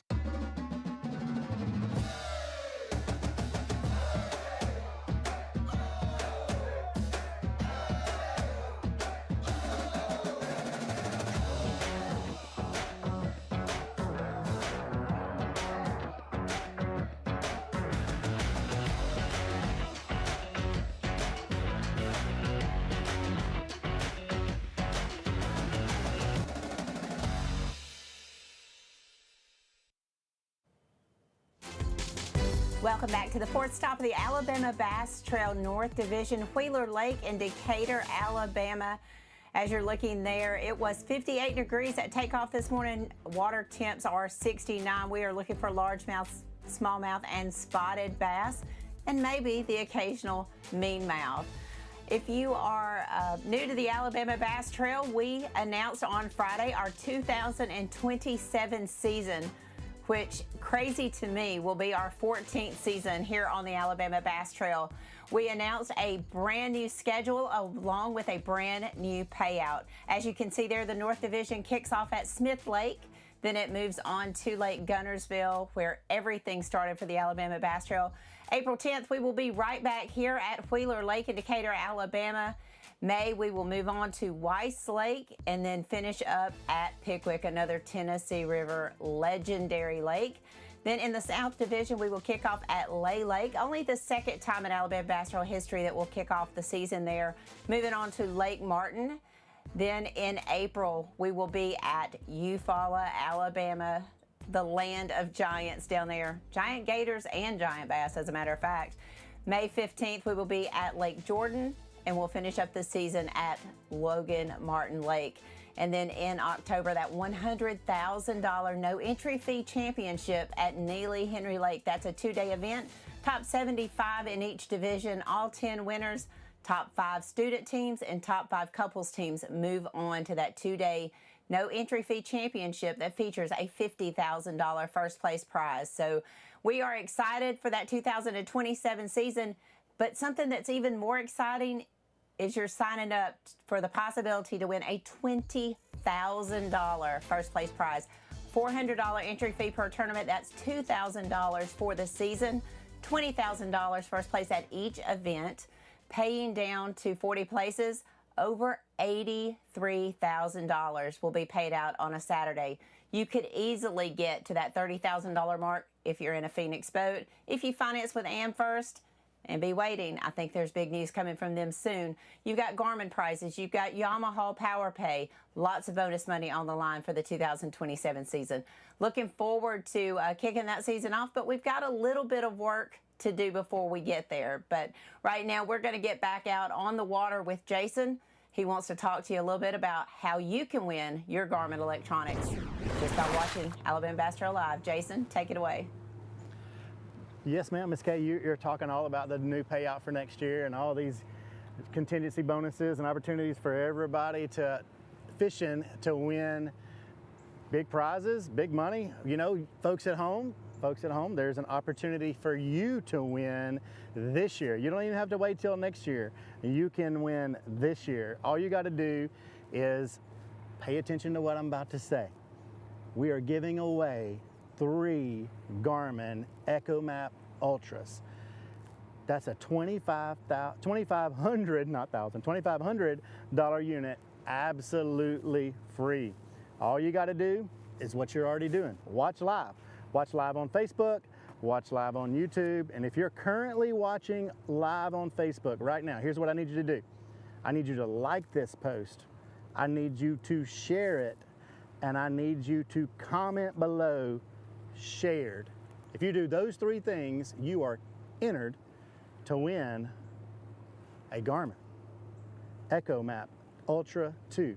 All right, YouTube fans, if you're watching on YouTube, you need to like the live, comment, and subscribe. Comment below right here, Garmin. Just say Garmin.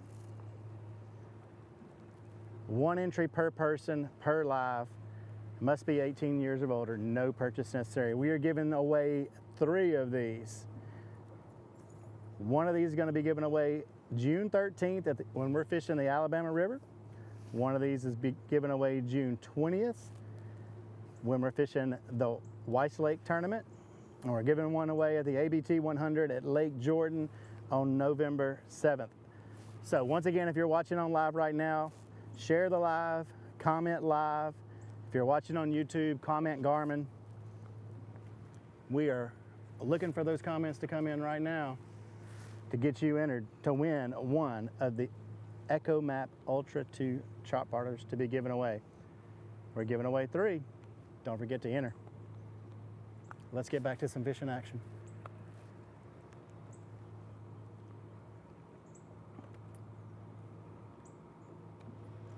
We're back on Mike Hood, who won here in 2022, and that was a May tournament with 24-27. Ooh, perfect. Swing and a miss.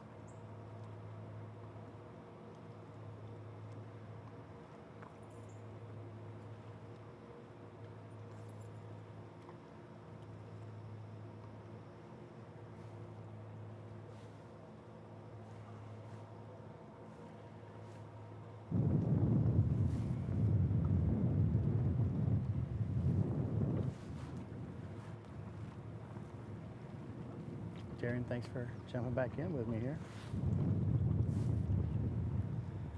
Anytime. We got Zeke Gossett, Briar Chambers. Have not gotten close enough to them to ask if they've caught any fish today.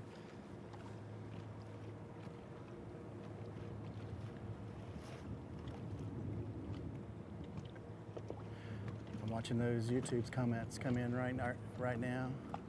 Garmin, here they come. People are getting entered.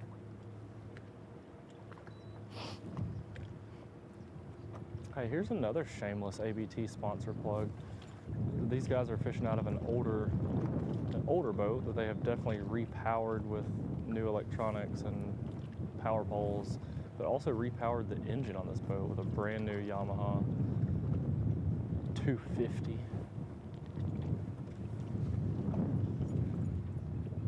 Seeing a lot of people doing that recently, getting older rigs. Obviously, we want everybody we can in a Phoenix, but if you can't jump into a brand new one, you want to get an older boat and work on it and fix it up.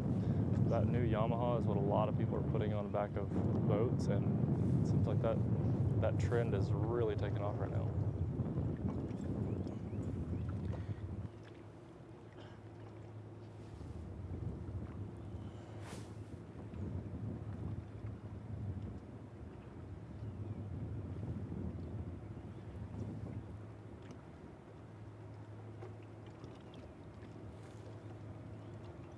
James Coburn, I see you sitting out there on YouTube. Garmin, I need a new unit.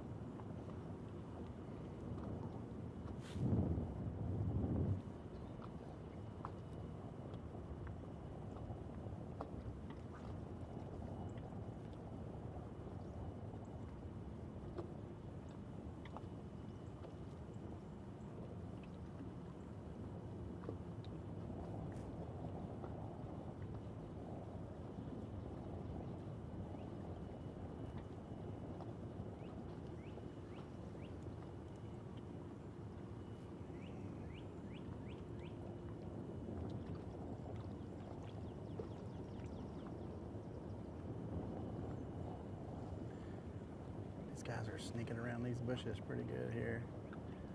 These laydowns.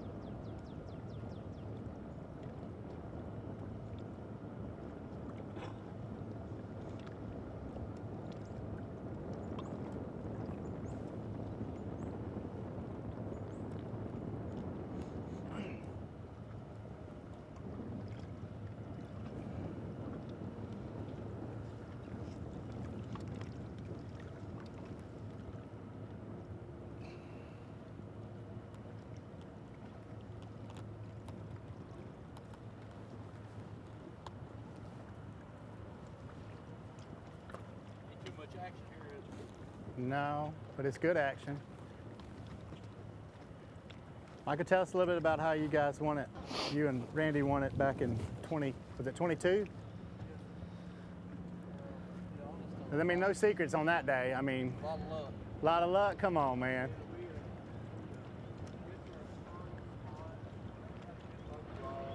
We got where we wanted, and I stopped a little short of where I wanted to.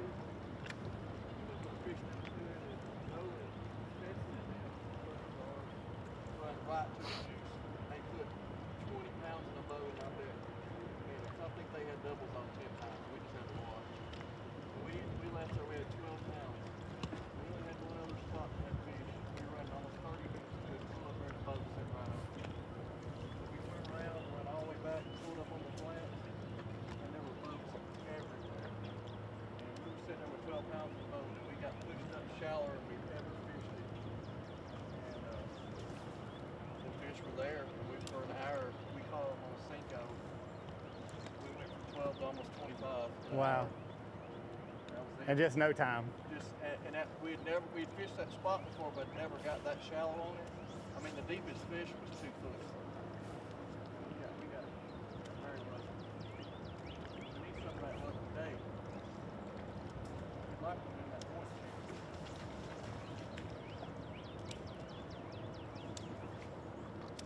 That's hard to do against these caliber fish.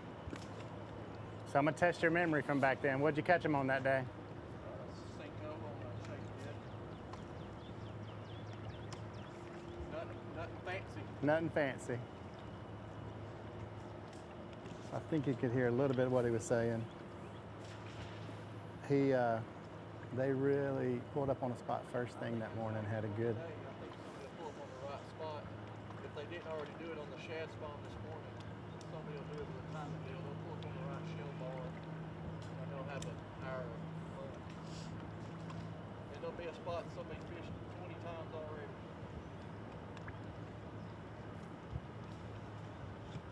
Practice is tough for us.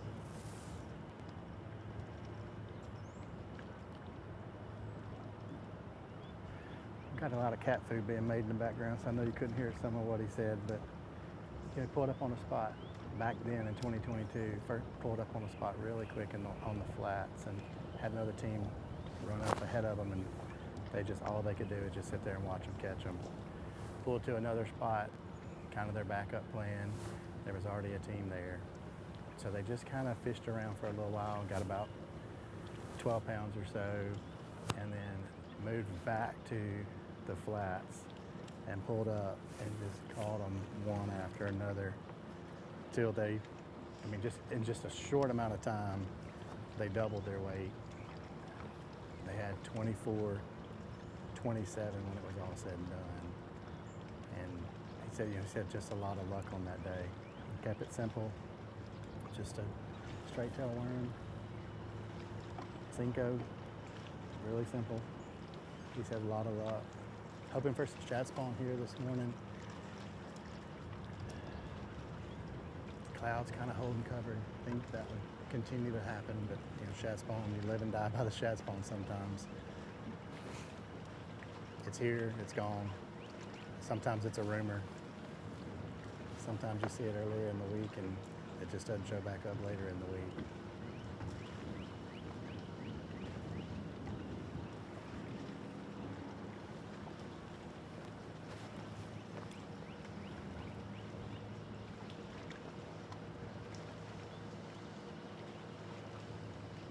Just got 2 fish in the box currently. We saw him catch one of them hanging over a tree right away. We pulled up on him.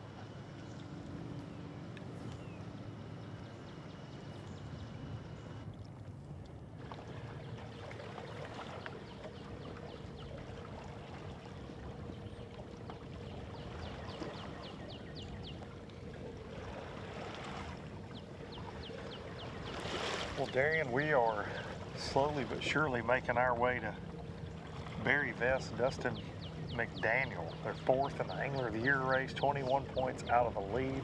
Having a great year, just coming off a top 10 at Neely. And we are way back on the flats doing some bush flipping now. And it took us a little while. When we finally got to them and idled all the way to where they were at the first time, they cranked up and ran out. So then we've been on a wild goose chase, but we've caught back up with them now and haven't got close enough just yet to ask how their morning's going.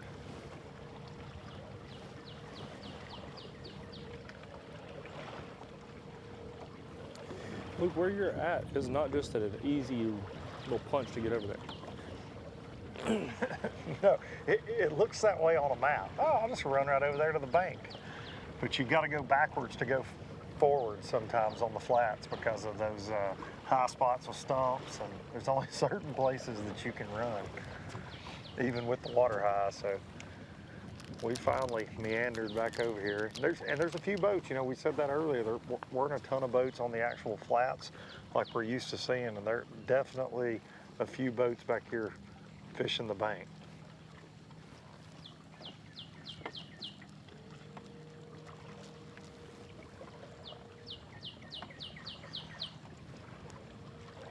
Fest and McDaniel have a 21st at Gunnersville, a 45th at Pickwick, and then, as I mentioned, top 10 Neely Henry, and that's got them fourth in the Angler of the Year race.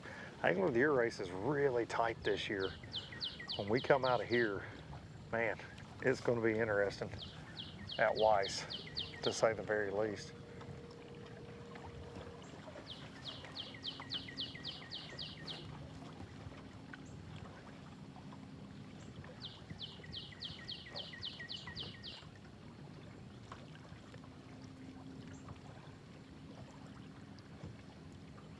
When we first pulled up on them before they moved, they were flipping a little bit, but now they're swimming a jig and some water willow. It looks like we're fixing to move again. Morning, guys. How many y'all got? 0. 0.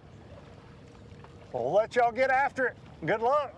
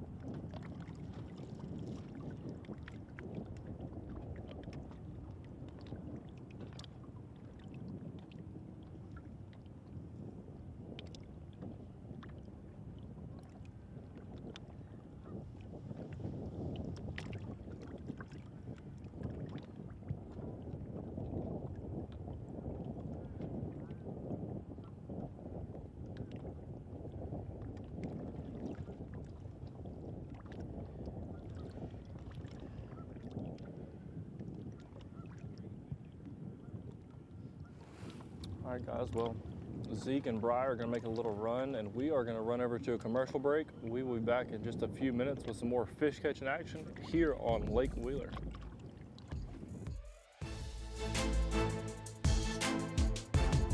This portion of Alabama Bass Trail Live is presented by Phoenix Boats and sponsored by Pro O2, fish care at its finest, by Alpha Insurance, see Thomas Shelton, Alpha Man, brought to you by NetBait, Power Pole, Sweet Home Alabama, and by Yamaha. There's more to come. At Phoenix Boats, our passion for fishing is obvious. Whether it's a pro event or fishing with our family and friends, We truly love the sport of fishing. that's why our goal is to make every single Phoenix boat that goes out the door the best fishing platform it can be in both design and construction.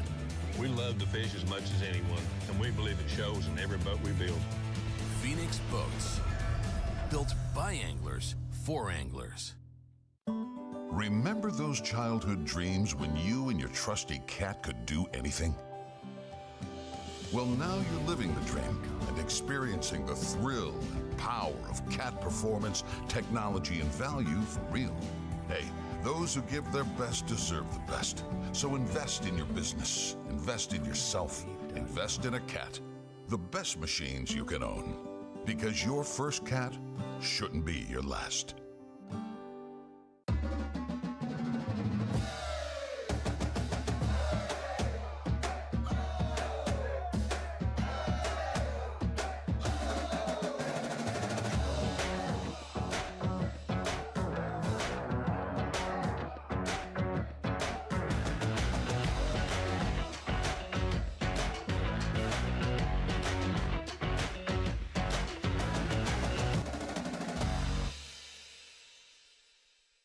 The perfect checking account doesn't exist.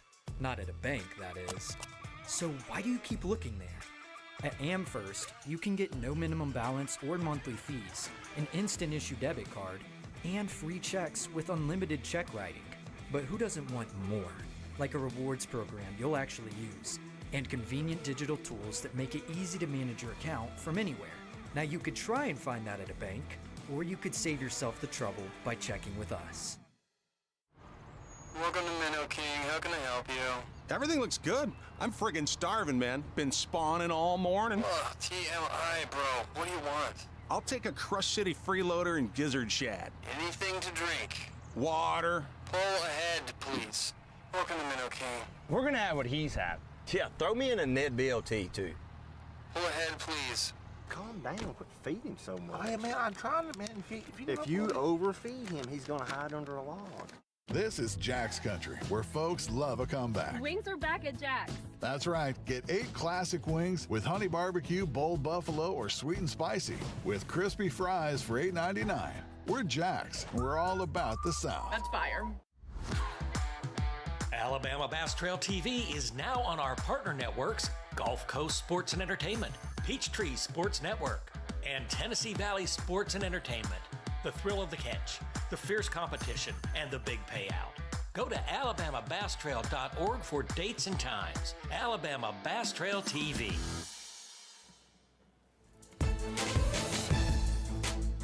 Welcome back to the Alabama Bass Trail North Division. This is stop number 4, Wheeler Lake. The temperatures are finally starting to increase. We still have quite a bit of cloud cover here. Water temperature still hovering around that 70 degrees. Light winds at 4 miles an hour. And just honestly, I don't see a lot of wind out my window with the trees here at Ingalls Harbor, but we are at Ingalls Harbor here on Highway 20 in Decatur, Alabama. It is one of the best tournament destinations for any tournament series. They've held elites here. They've held the wild card, the All-American, MLF. They've had them all here in Decatur, and the reason being is the facility is phenomenal.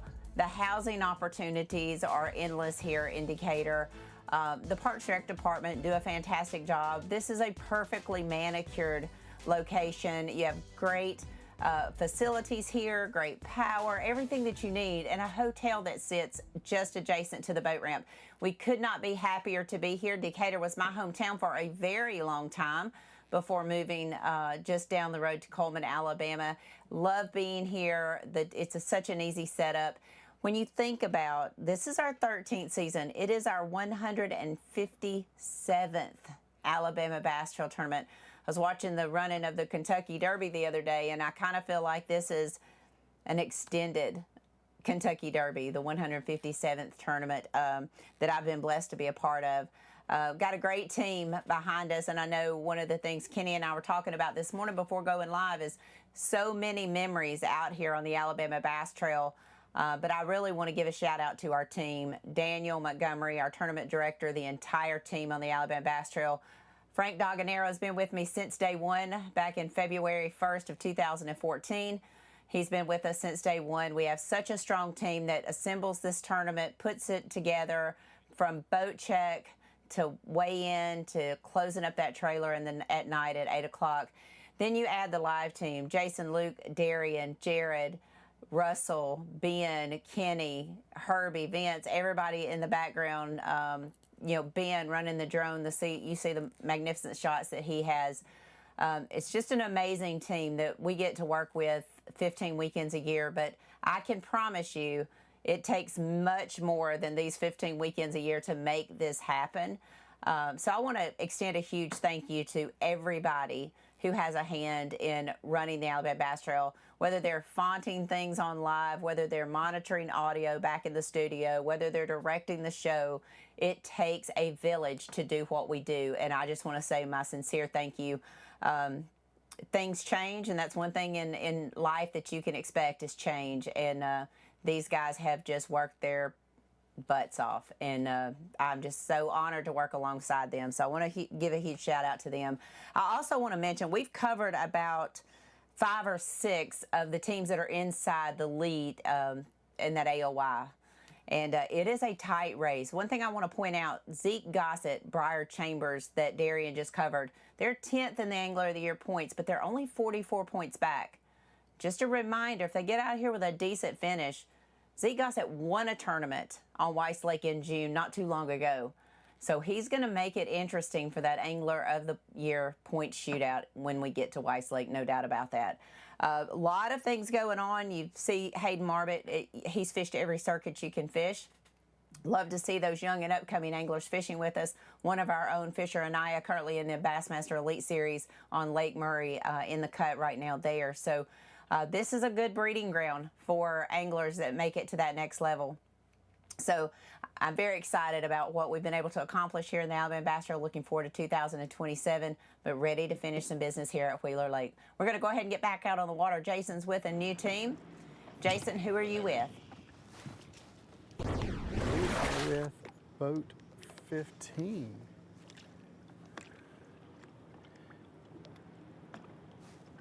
Trying to do a little camera work here for just a second. Not want to act right.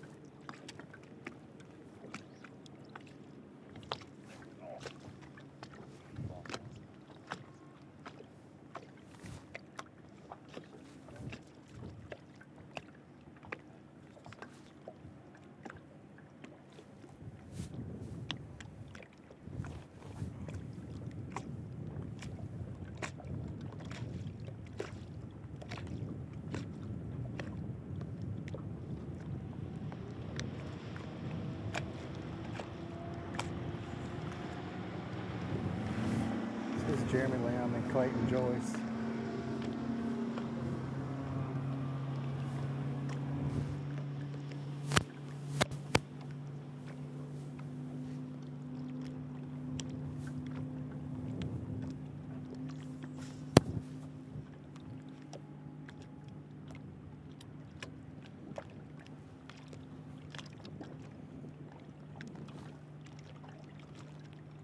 They got 3 in the box that they can weigh.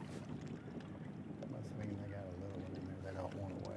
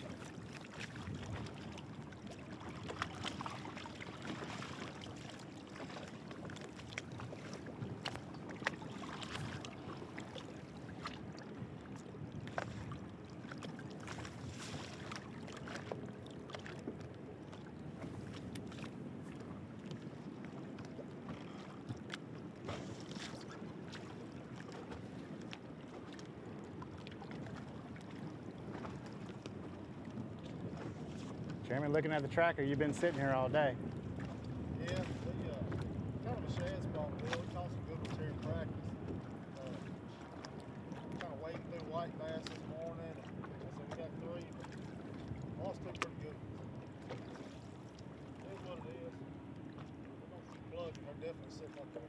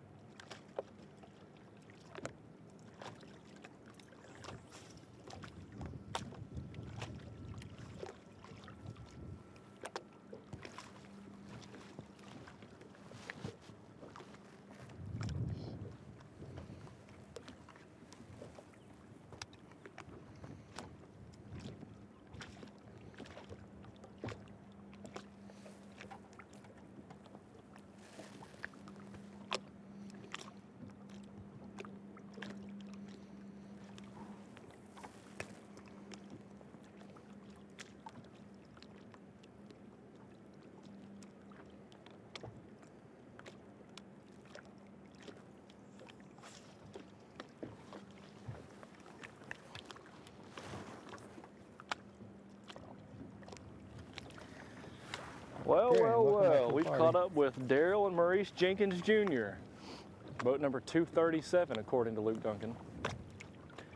For those of you who are watching back at home, wherever you're at, and right now I know y'all are probably really happy because Luke Duncan is riding down the lake looking to cover another team. We don't have to hear him right now. It's just me and Jason, very calm, peaceful out on the water.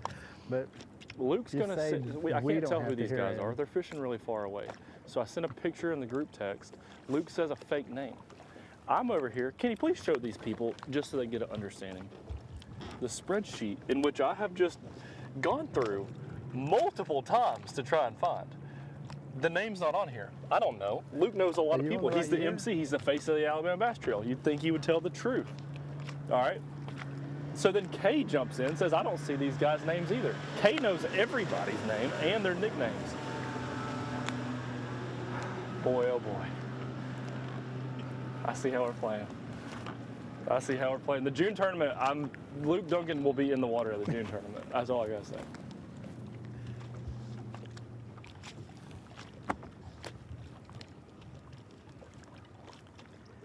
Holy.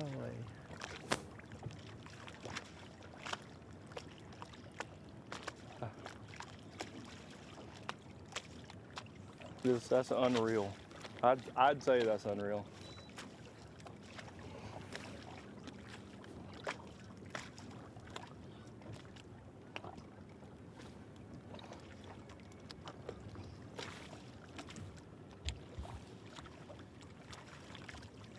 What a jokester. I'm out here trying to do my job. Luke's trying to get me fired.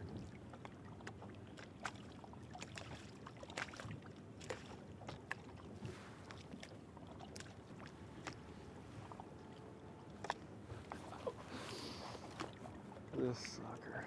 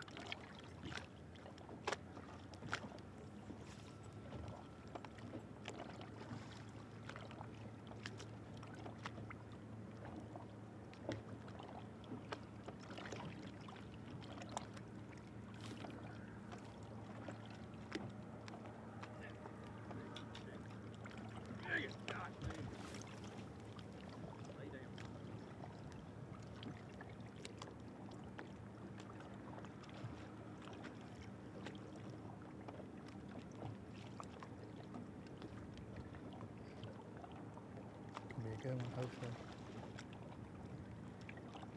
Yeah, no. You might be. Good luck. Maybe. Came off in the head.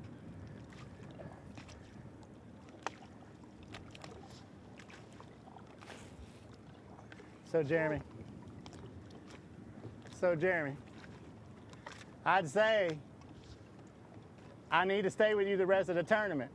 Well, see, Pickwick, you know, when I talked to you Pickwick, we weren't doing so good. But as soon as you left us, you started catching. Woo!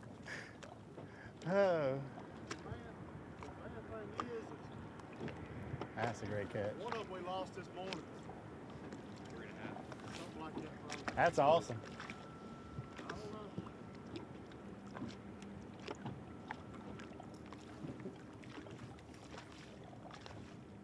Great fish catch. Great fish catch. Said they lost 2 like that this morning.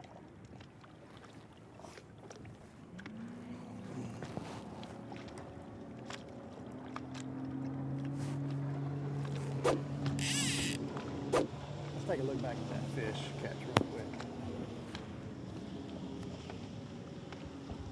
Great hook set on that one. Watch that rod bend over. I mean, had a little stumble on the net delivery. You know, he struggled to get on the back deck. Said a few words, but he made it back there. Had plenty of time. The fish wants to jump a little bit. Kind of get your heart going for sure while that fish is jumping. They'd already lost a couple, so they didn't want to lose this one for sure. You know, money's on the line here. So he's still swirling there. Jeremy coming in with the net job. Celebrate, celebrate. That's what it's all about right there.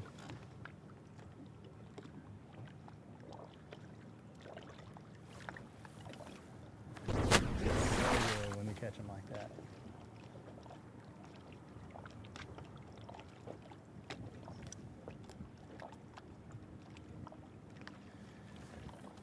He told me when we got here they had they wanted to weigh. So I did not see them cull, so I'm assuming this would be 5.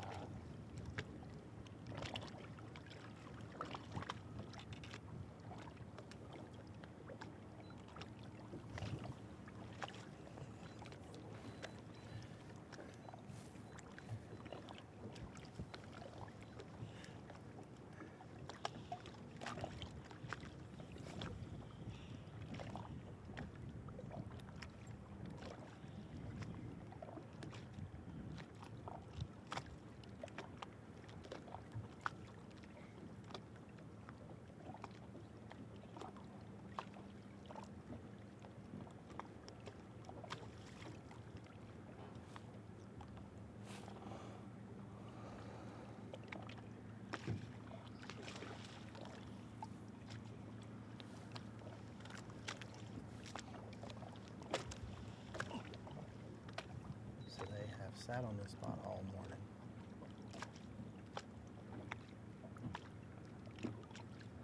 You just gotta wait them out sometimes.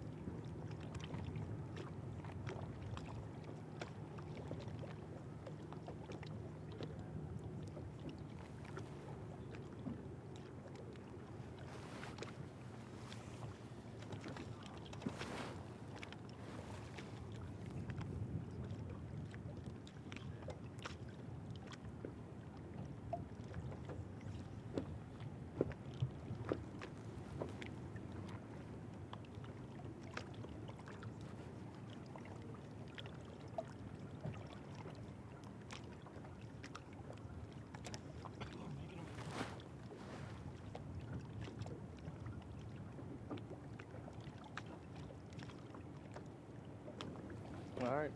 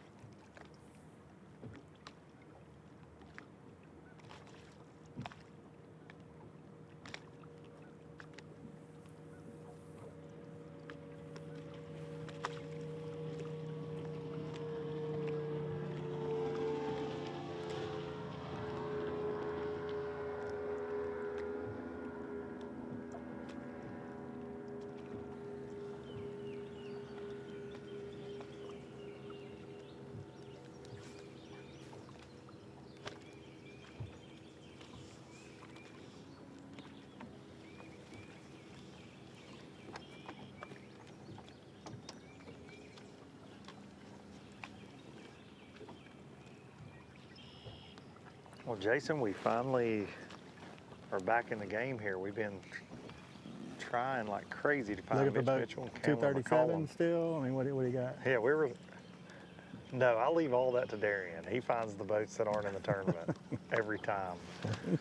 No, I've been on a wild goose chase looking for Mitch Mitchell and Candler McCollum, who are in some backwater, and their tracker has not updated in over an hour, but we were just about to give up and saw them way back in a little sneaky corner, and we had to idle a long ways to get to them, but we're back in here, and you find out why their tracker hasn't updated because they've just been in the same general area for a very long time on the trolling motor. That's exactly how it was here. I looked at the tracker and I said, well, 2 hours and 30 minutes, they ain't there. Well, they've been here since takeoff. That's right. So. Obviously, these guys former winners here on Wheeler. On a different end of the lake, though. They've in a different time of year, but swimming a jig, doing some flipping. How are y'all? Y'all got them? We only got 2 so far. Only 2.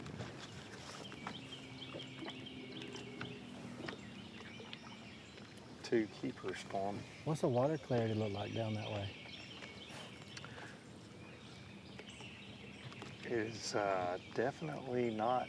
It's not just muddy, but it's pretty dirty. I mean, it's Okay. you know, you got the wind blowing in here, you got the south wind blowing in here, and of course we had all that rain. But it's kind of a, I don't know. It's a.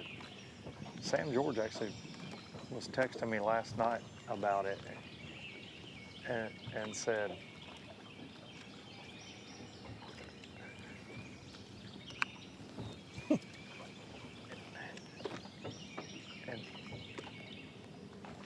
But Sam George was saying that in some of these areas that it was actually, he said, man, you'll go, 100-yard stretch and it's dirty, and then you can get to just right around the corner, and then you could see fish on the bed. It would get so clear. And that's kind of how, I mean, this is just kind of a mix in here. It's probably clearer than it looks, but I don't know, it's just a lot of changing conditions, obviously, here this week. Yeah, I mean, it really drastically changed this whole lake this week. I mean,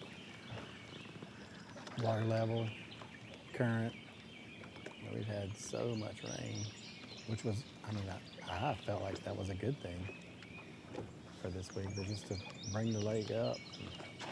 Oh, hooked up, and it's a big one on a swim jig. Good one. That was all. That was such a great bite. I mean, that was a good time.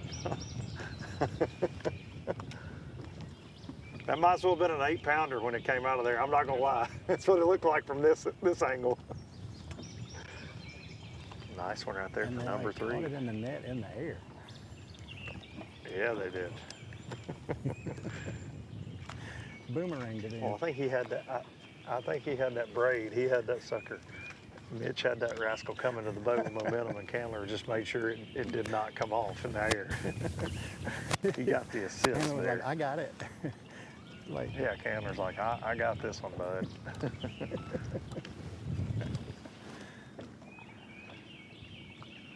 Take a look back at that fish catch.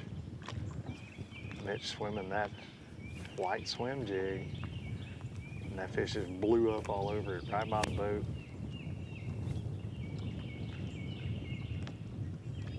And it was over with before it got started good. He made short work of it on that braid and that swim jig.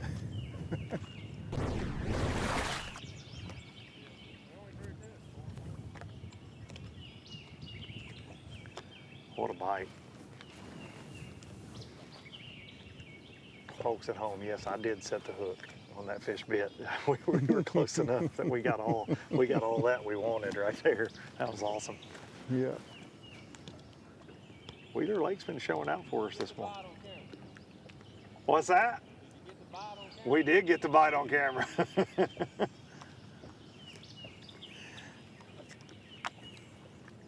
I think they saw that bite over there at the ramp at Ingalls.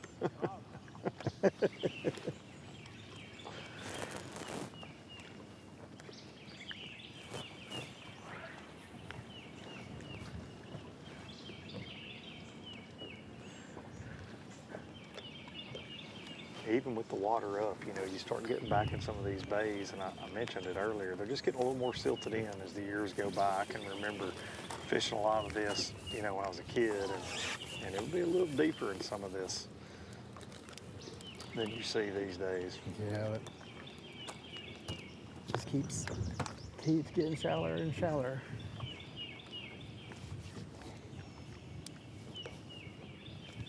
Of course, I was a kid a very long time ago now at this point, Jason. No. Just a wee little bit ago. Yeah. The gray in this beard says otherwise.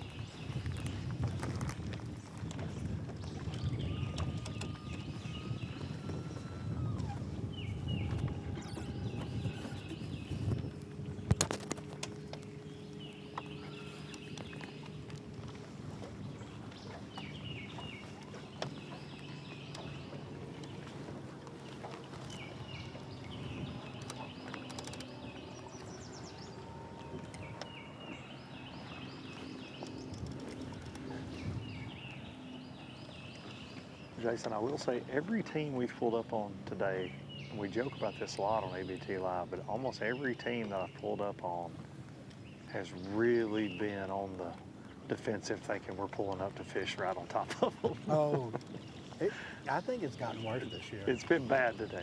It's been bad today. This is my worst tournament of the year for it, I'll tell you. No, I need like a yellow hat or something. Just, you know, yellow hat's pulling up, kind of like the ref that does like the timeout thing or whatever, you know, he's out there with the... Yeah. I need that. Like, it's going to be okay, guys. It's just me. Yeah. Put something on the tie a flag to the power poles or something. It says don't shoot. I don't know. We are not. Maybe it's because we talk about fishing all the time. They're thinking that we're coming up there to fish. They think so, yeah. I think they're defending the spot, you know. Yeah, if they listen to any of our podcasts or anything, they know that we want to be casting. We're not allowed to, but we want to be. We're tempted. And that's why Jeremy hasn't left the spot all day, because he knows as soon as he leaves, we're going to get out the rods and start throwing. That's in the rules next year. Yeah, I don't know that we've got Kay to commit to that yet, but I've been working on tournament director Daniel Montgomery about that, so we'll see. I'm going to get him a good Christmas gift. Going to want to be a cameraman after that. Yeah.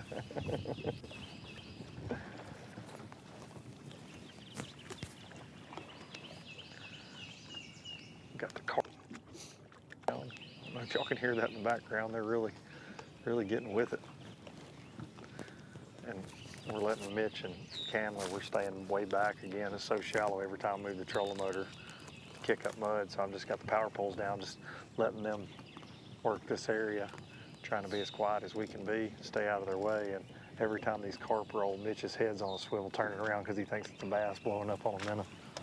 Because we've seen where, you know, he got that swim jig bite, and then there was another one behind their boat that looked like a pretty good fish that blew up on a shad. And Mitch actually said there was a little piece of brush it blew up next to him, and he had thrown his swim jig at it, and he said, I only threw over there 10 times.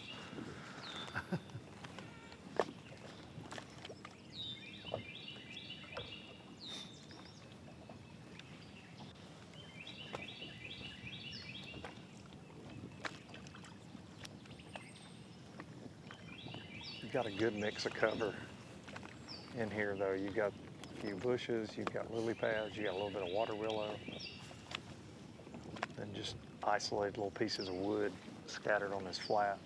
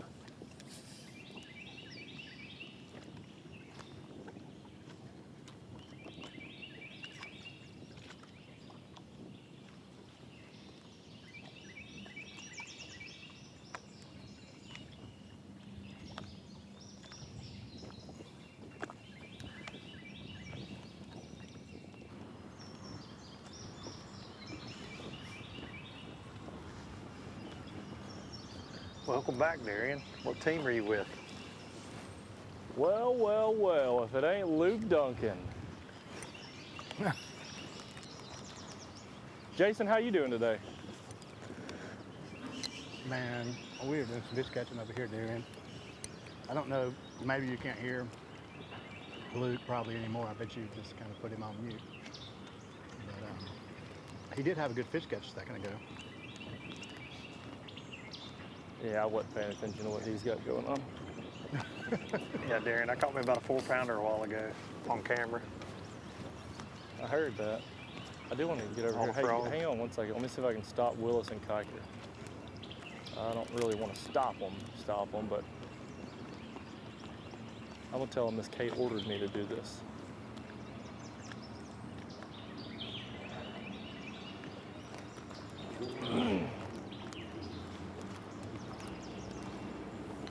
What's the update? I said, what's the update? Yeah. Have you upgraded any since then? Yeah. Okay, see y'all. Well, there you go. We started with these guys this morning on a shallow bar, and they caught a bunch of fish. If y'all watching this morning, it was a shad spawn, and they were catching a lot of fish really quickly this morning. Swim bait, square bill there, locking that square bill up. Buddy just said, and they told us this morning, we may not catch a fish after this at all. And they've been bouncing around all afternoon, finally able to catch up with them in an area we've seen them at before, but it looks like they're just running stuff where they catch big ones out, because we've seen them in here before. We've actually seen them catch big fish in this area, but he said we made one pull and it was 1 ounce, so that's not gonna help. The next boat just disappeared under a bridge back there, so we're probably gonna jump off alive, head back there to the bridge.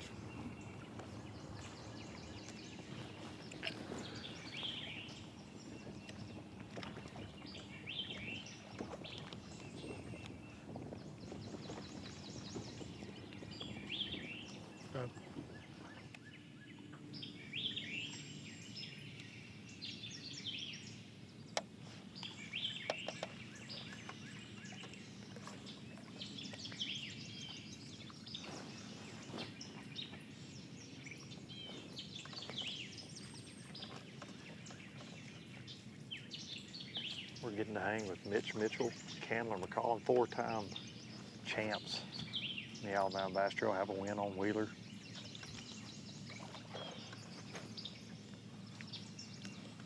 Fishing in the dirt this morning, swimming a jig, doing some flipping.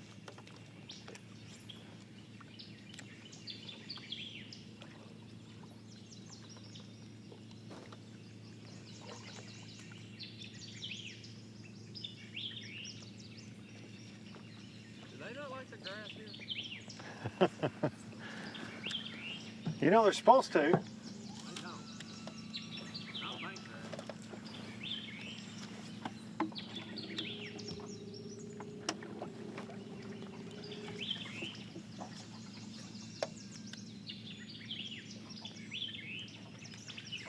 Y'all's game plan to do this all day up shallow, or y'all got some other stuff? It's probably gonna be the majority of the day. I got one little spot I might can catch some offshore, but they were little yesterday, so I don't know. May try it, but probably do this in Georgia, so there's just not many up here. Was there a shad spawn up here this morning first thing at all? I actually started out on the flat on a shad spawn and just to see, and I didn't do any good.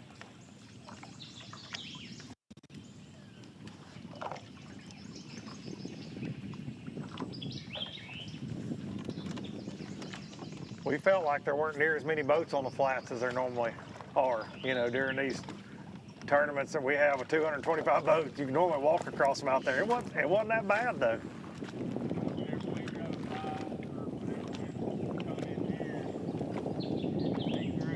Yeah, that's right. Little clusters.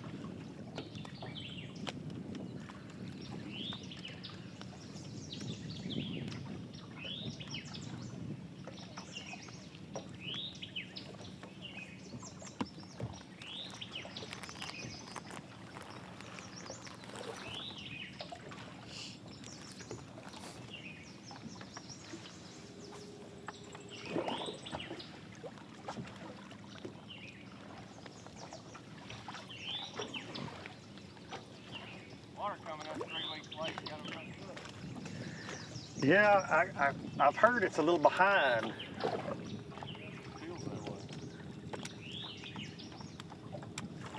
I feel like it's been a real weird spring too with all these you know, we'll have 80 degrees, it was 80 degrees in March a bunch, and then you'll get a bunch of nights in the 40s, and it's just been so up and down. It's cooler right now than it has been in weeks.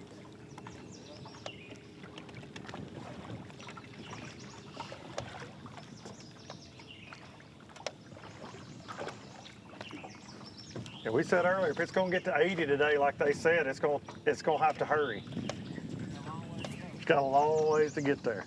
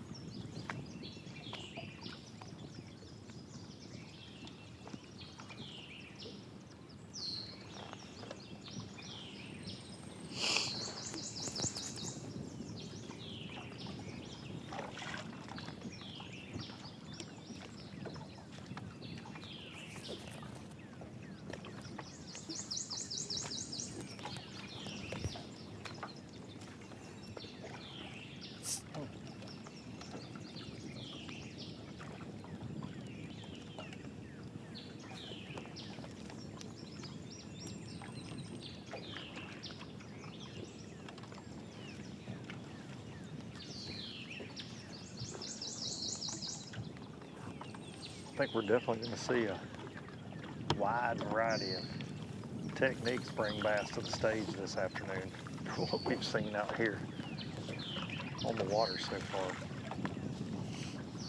And we haven't, you know, looking at the trackers, you got a few teams up the river towards Gunnersville Dam. You got several down on the lower end.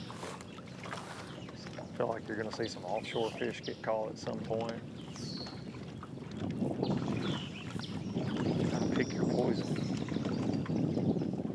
Well, Luke, one thing I was looking at earlier on the tracker, two interesting things is I didn't see any boats that were back in the creeks at all. We've only got trackers on 40, but nobody is back in any of the creeks very far. I noticed that, and I also noticed the other thing I noticed. You know, well, I was gonna say one of your old Luke Duncan famous holes. down on the lower end, there's a big name team sitting right on it all day. Saw that. I saw that. I did see that. I did see that a little earlier. And they ain't moved all day Yeah, either, buddy. I screenshot that one. I'm going to put it on Facebook and call it Luke's Hole. Yeah. So everybody knows. There's a little sign down there, a little flag. It hadn't been that. It hadn't been that in about 20 years, but it was for a minute.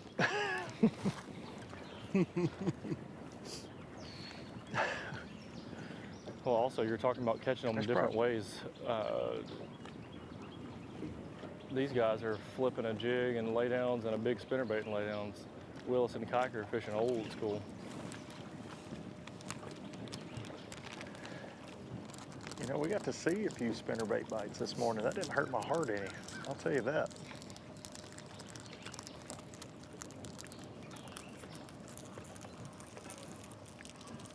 I threw a spinnerbait a little while earlier, had a couple bites on it.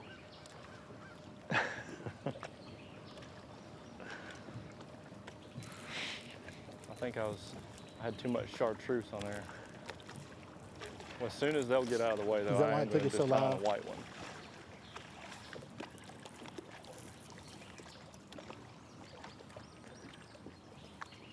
You did have the camera rolling like Kenny filmed it for you, right? Yeah. What's your boat number again? No, Kenny was fishing with him.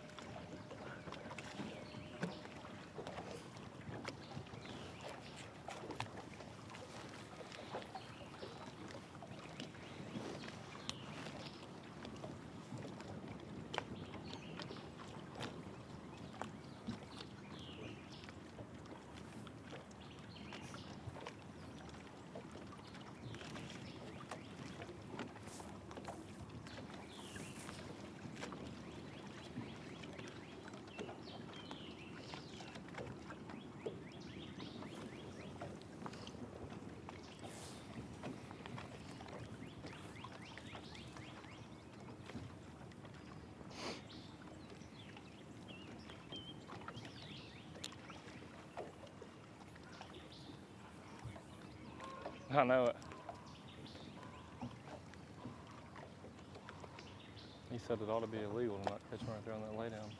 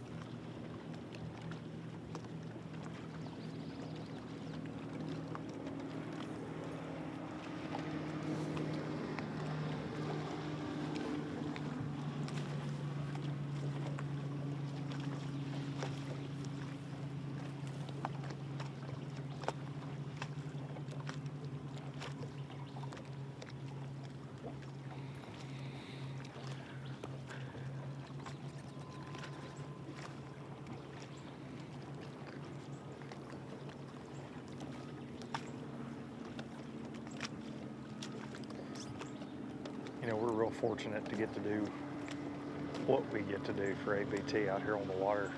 Spent a lot of time with a lot of great anglers, and it never ceases to amaze me how versatile some of these teams are.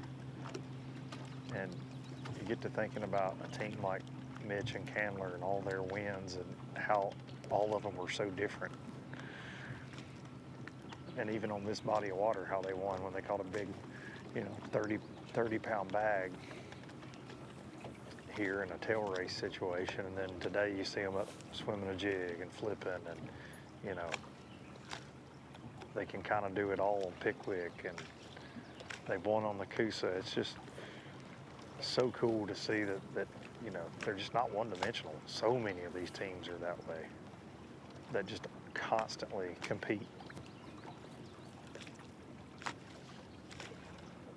Yeah, I think those teams, you hear a lot of times guys say, Hooked up. I'm just going to it's a big one. Another big one. A big one. Oh boy.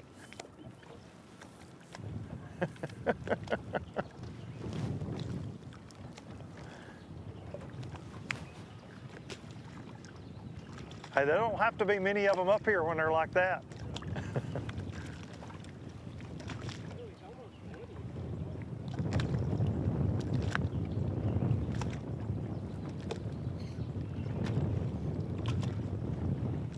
Mitch had said just a little earlier that there's fish up here, just not many.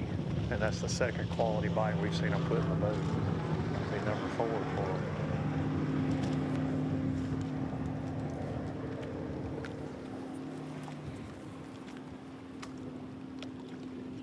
I don't know.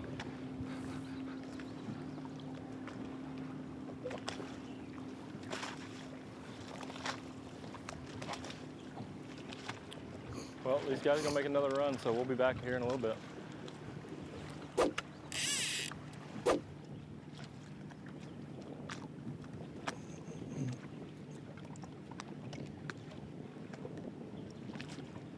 Taking a look back at that fish catch, swimming a jig by a little piece of buckbrush. And that fish just erupted on it.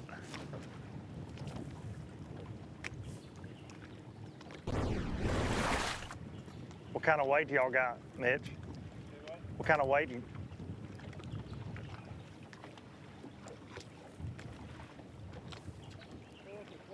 Four for 12. I got one that's 12 inches. 2 3-pounders. Okay. I don't know how well you guys can hear that, but That one's 411. that was an almost 5-pounder right there, 411. But he's got 4 for 12 pounds. And says they got a 12-incher, so 2 3-pounders and a 411. Not getting a ton of bites, but man, again, it doesn't take too many like that to get right.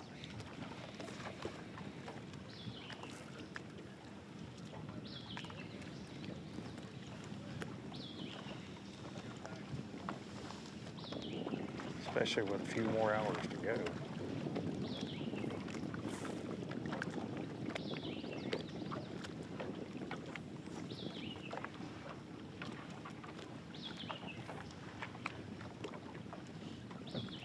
Pretty much both swimming a white jig.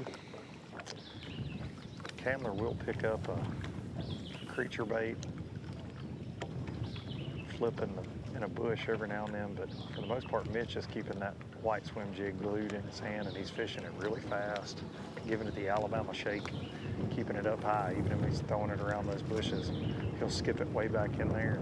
He's really, the 2 good bites we've seen him have in here have been, one was in some pads, and then that one was on the buckbrush, but we saw him swim around a bunch of water willow, and he actually made the comment when he came by us. He said, these fish here, they apparently don't like this grass because he hasn't had a bite in it all day long, so far. But yeah, just aggressively swimming that white jig, and Candler will pick it up a lot as well, depending on how fast they're going. But then if Mitch kind of slows down a little bit and makes repetitive casts, then Candler will pick up a soft plastic and pitch around a little bit.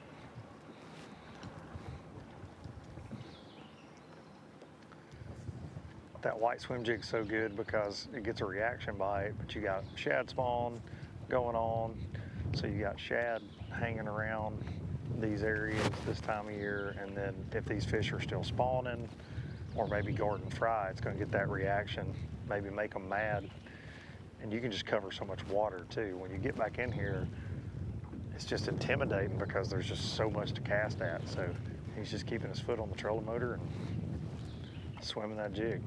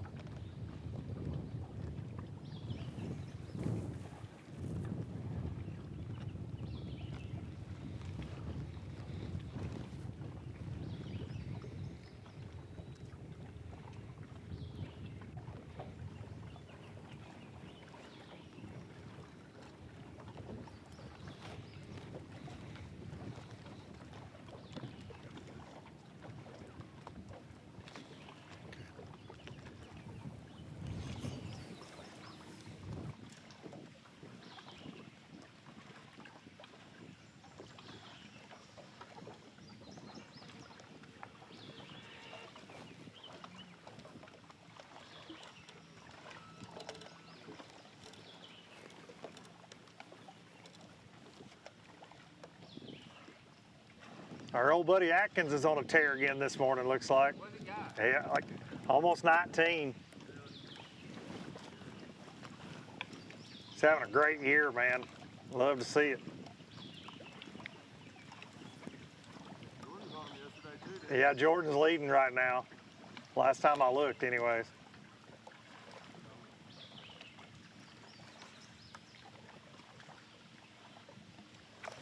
Oh, swing and a miss for Candler right there. Stole his bait. Could have been a spawning fish. He came back with just a hook and a weight.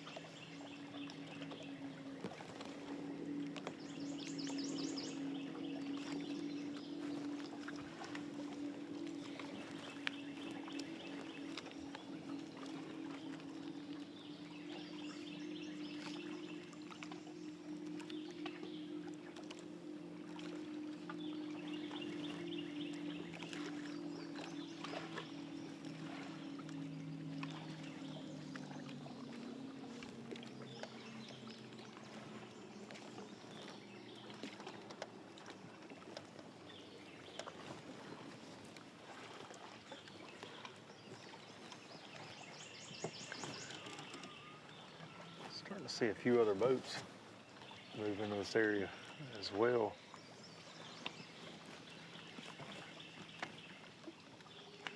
See a couple more easing in here.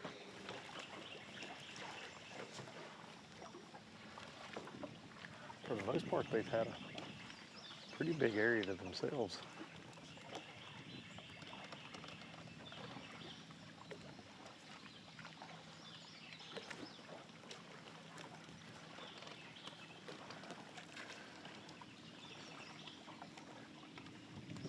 That 411 that they caught was so, I mean, what I would call a fresh fish. It was not beat up at all. The color was great. Like, I mean, it looked like a pre-spawner, like it hadn't spawned at all. And you'll have that when this water comes up. you'll get fresh fish that will move up here to this bank.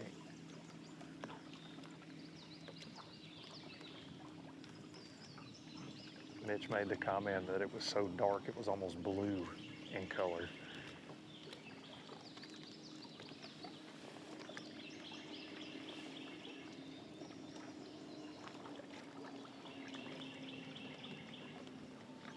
That's definitely something that can happen on this lake.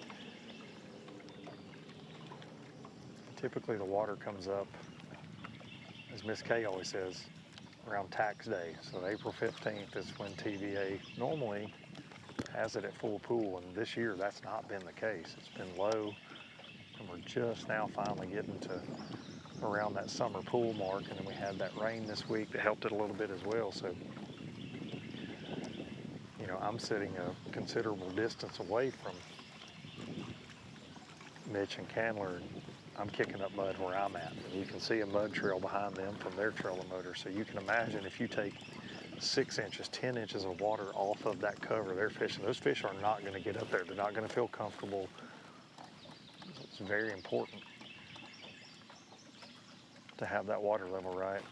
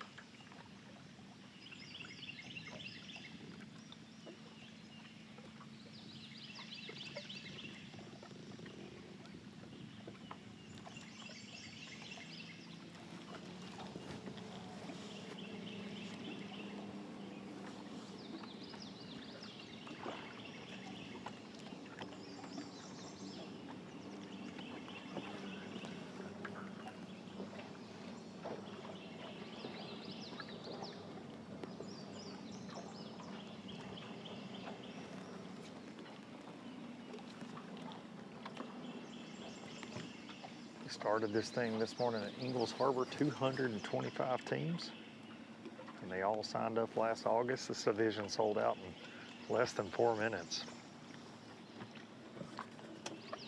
Got a payout of over $60,000 going to go throughout the field, but the winner's going to take home $15,000 plus a potential $8,000 if they win it in a Phoenix boat. A lot of other contingencies on the line as well, so a lot of money to be had here. Stop number 4.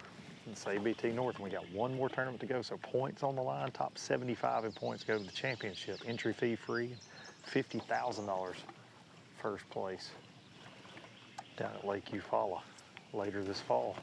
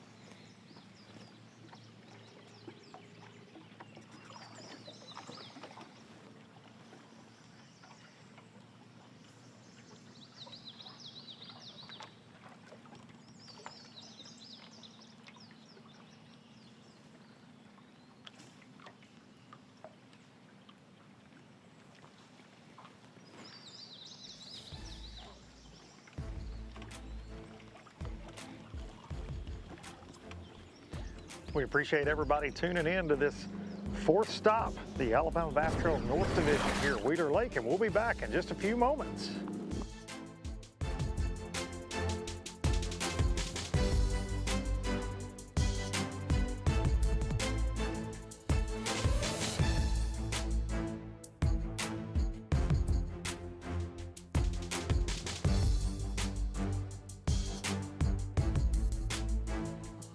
This segment of live coverage of the Alabama Bass Trail presented by Phoenix Boats is brought to you in part by Bait Fuel, Halo Fishing Rods, by TH Marine, Snag Proof, by Pro Guide Batteries, and by FishAlabama.org.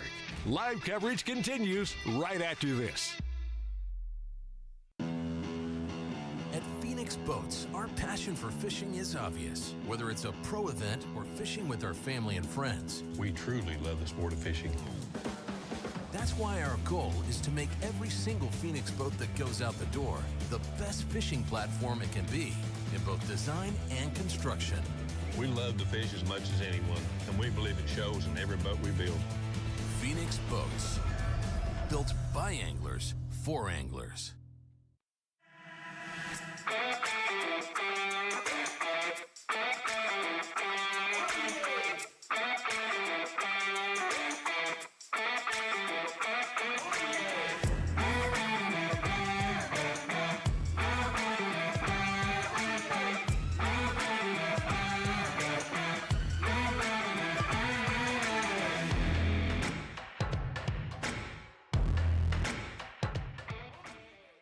I want to talk to you about Piranha 02. This is the exact system that we are running behind stage in all of our tanks to keep our fish healthy and alive so we can get them back in the water. Every dead fish costs you a lot of money. So I've been really impressed. It's an oxygen enrichment system that helps out, keeps these fish alive. Now lets you catch and release them. Weight is the key in tournament fishing, so take care of it. Go to Piranha 02 and take a look. It's the moment when everything is on the line and precision, power, and control make all the difference. A moment over 20 years in the making, anchored on loyalty, trust, and support that goes beyond all expectations. A relentless pursuit of perfection. All born from a revolutionary idea to help you rule the water. Power Pole. Hey guys, pro angler Dustin Connell here, and I get all my vehicles here at Larry Puckett. I travel all over, and I've got the 2500 diesel. I love it, tows my boat great, but if you're looking for any vehicle, an SUV, gas burner, or the diesel to tow something with, they've got it here at Larry Puckett. Not corporate owned, locally owned, and they'll treat you like family. Here at Larry Puckett Chevrolet, they let the customers do the talking. This is Jack's Country, where folks love a comeback. Guys, wings are back at Jack's. Okay, Jack. We are so back. That's right, Jack's Classic Wings are back. Sink your teeth into 8 hand-breaded wings with your choice of honey barbecue, bold buffalo, or sweet and spicy. All served with fries and made from scratch ranch. So come on back to Jack's for classic wings, fries, and ranch any day of the week for just $8.99. 10 out of 10. We're Jack's, and we're all about the South. That's fire. Welcome back to the fourth stop of the Alabama Bass Trail North Division, Wheeler Lake. You're looking at Ingalls Harbor, one of the premier fishing destinations. It is a great event center with the pavilion just there adjacent to the takeoff. You're seeing some of the boats. Brought to you by Thompson Caterpillar. What an awesome drone shot by Mr. Ben Cole this morning. Thank you, Ben, for that great shot. Winds are minimal, 4 miles an hour, and like I said before, you can barely see it here at the harbor. I do want to thank the guys out there getting you all this live coverage. You've seen a ton of fish catches. Mitch Mitchell, Candler McCollum currently saying they've got about 12 pounds. They certainly have one in there that they want to cull, but they're on the right size fish. We got a check in from Mr. Noah Dickinson, the ABT photographer. He caught up with our current Angler of the Year leaders, Chris and Smith McGregor. They currently report they have 10 pounds in the boat. So we've had a lot of check-ins from those leading Angler of the Year points leaders, and It's going to be a very, very interesting statistic to look at after this event going into Weiss Lake. We're going to go ahead and get back out on the water. Jason is with boat number 11, Mr. Ben Webb, fishing solo today. So we're going to get out and get an update from him. Jason? Yes, ma'am.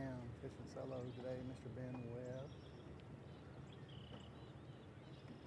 Partner Ryan is at another event. He's scoping around, so I'm trying to get in the room because he literally just made a U-turn, so don't want to get on top of him, get too close to him. We'll try to get an update from him. It's just hard when they're scoping around. They'll turn back on top of you real quick and you feel like they're going to cast on top of your deck. So I'm just trying to give them plenty of room here.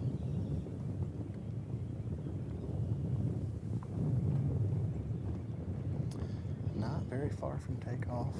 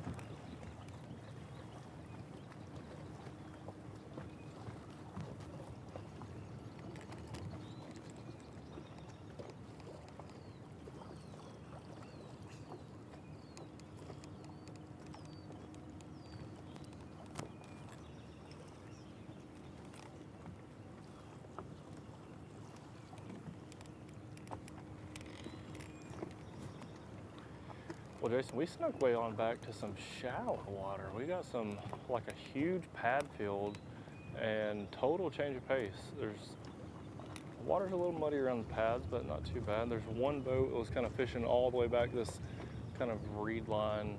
There's some grass right off the edge of it and a little channel, I guess, so they can get to there and flip, but I have not seen them catch a fish yet.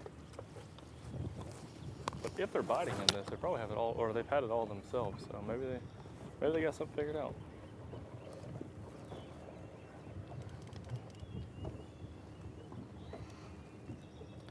Sometimes you gotta try a little different.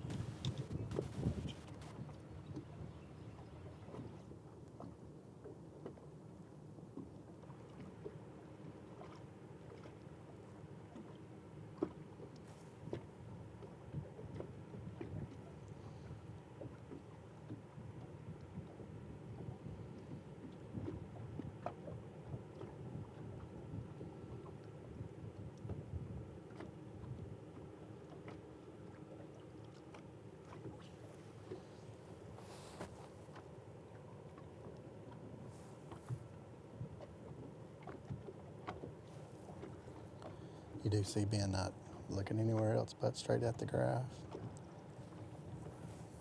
Just really working each little spot. Before he got to this spot, he had the trolling motor on high just to move over here and then hit the brakes and started fishing and scanning around. Just walked up rods a couple times.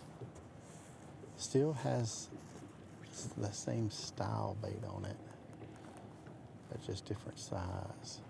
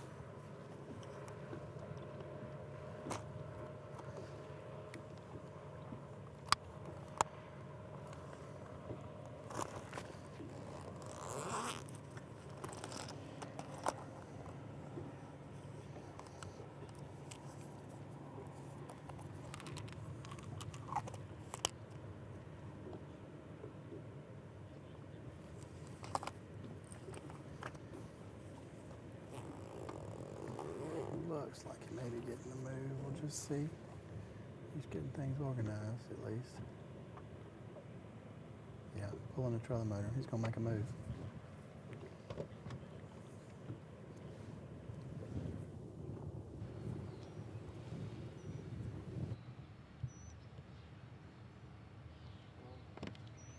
Well, we're still here back in these lily pads. This team has not had any bites we've seen. Doesn't mean that they haven't caught any yet. We haven't been able to talk to them, but we have no clue who this team is. It's kind of quiet. It's windy in here. There's like a little bit of construction noises going on, so it's kind of hard to get a conversation going. But hey, we're just watching fishing.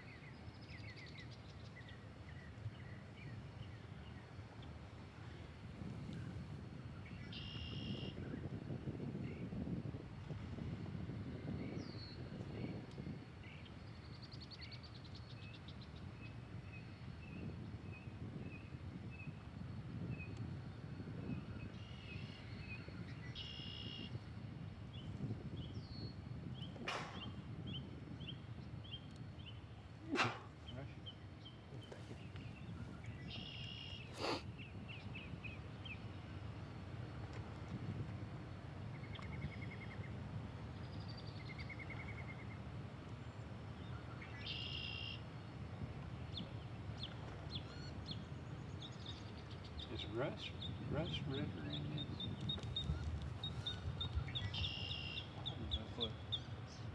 That looks like him, the big old boy.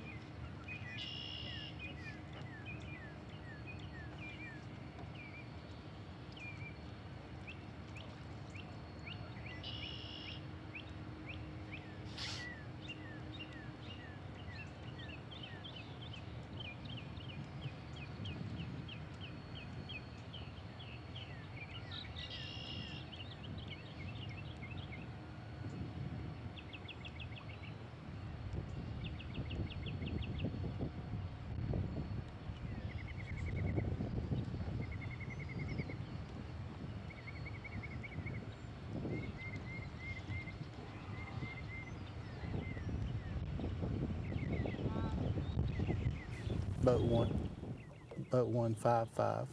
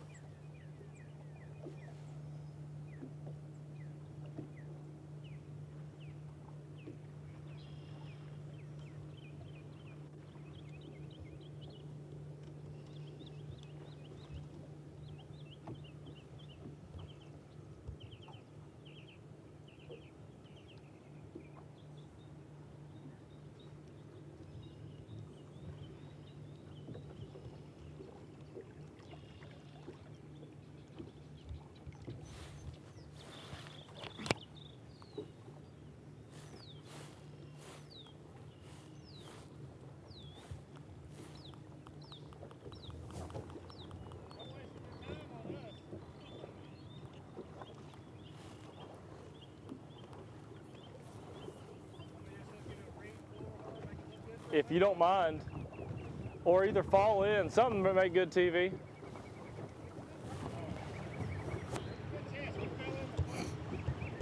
Well, we were hoping y'all had this all back to yourself because you figured out some sneaky and y'all had 20 pounds. That's the whole bite we found in practice. It's consistent.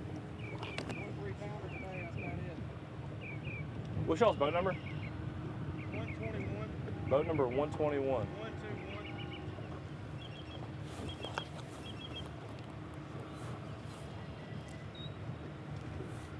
Look, to be completely transparent, I'm just glad to finally figure out these guys are fishing ABT. Because this entire time, there's been zero confirmation of fishing ABT. We have green ribbons this morning, and I've been seeing this orange one all day. And a lot of guys leave the ribbon on from the last tournament, but I haven't been able to see the green ribbon. And I was really hoping we didn't just cover somebody that's not fishing ABT for like 40 minutes straight.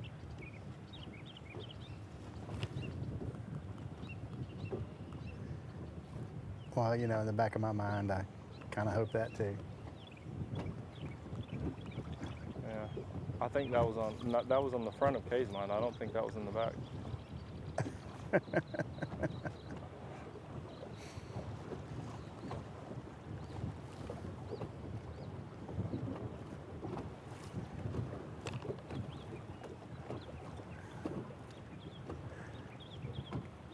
know, Darren, you are the one that's given the most airtime to non-ABT teams, which just shows that our lakes do have other people fishing and they enjoy fishing as well, and you're just giving them a chance to be famous for a minute.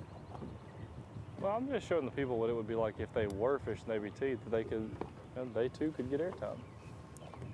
That's true. You probably could just go ahead and get them signed up for next year. Yeah. I will say, if these guys wouldn't have been fishing and I just covered them for that long and them not be competitors, that would have broken the all-time record. It would have. It definitely would have.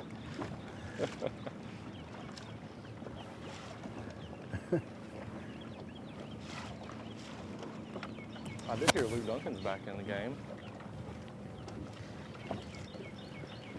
I am back in the game, and somebody else that's back in the game is Hayden and Brian Marvett. We caught back up with them just to get an update as we were coming by, and they've culled up to 17.5 pounds. They were culling right as we pulled up, still scoping. Pretty shallow, and I'll just say right now, standing on the trolling motor. Until he sees what he likes, he's standing on it. And then he will power pole down, fish for a little bit, and then just stand on it again. I'm on the trolling motor right now, and the Garmin Echo map says I'm going 3 miles an hour, and I can't catch up to it. And I was just right next to him, close enough to have a conversation about how much weight he had just a few seconds ago. He's slowing down now.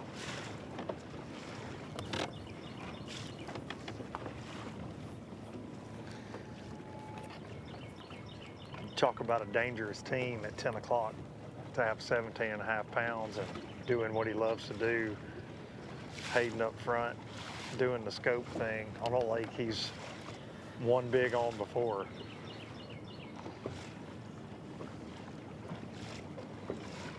And he's so dialed in, like Brian said, did you hear what Hayden said weight-wise? And I said, no, I couldn't hear him at all. And he said 17.5 pounds, and Hayden never even picked his head up and even looked to see. We could have been a cruise ship next to him, and he wouldn't have looked up when we pulled in.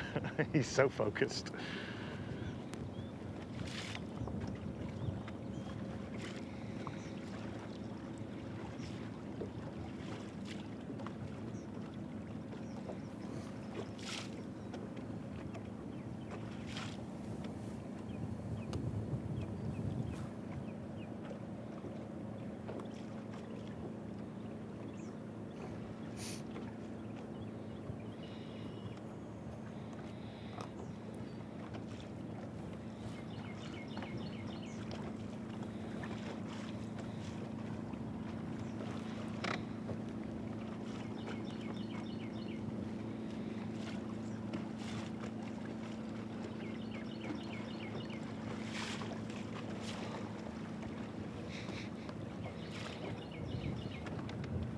Think they're gonna make a move. We're gonna make a move as well, guys. Hayden and Brian Marvett, 17.5 pounds.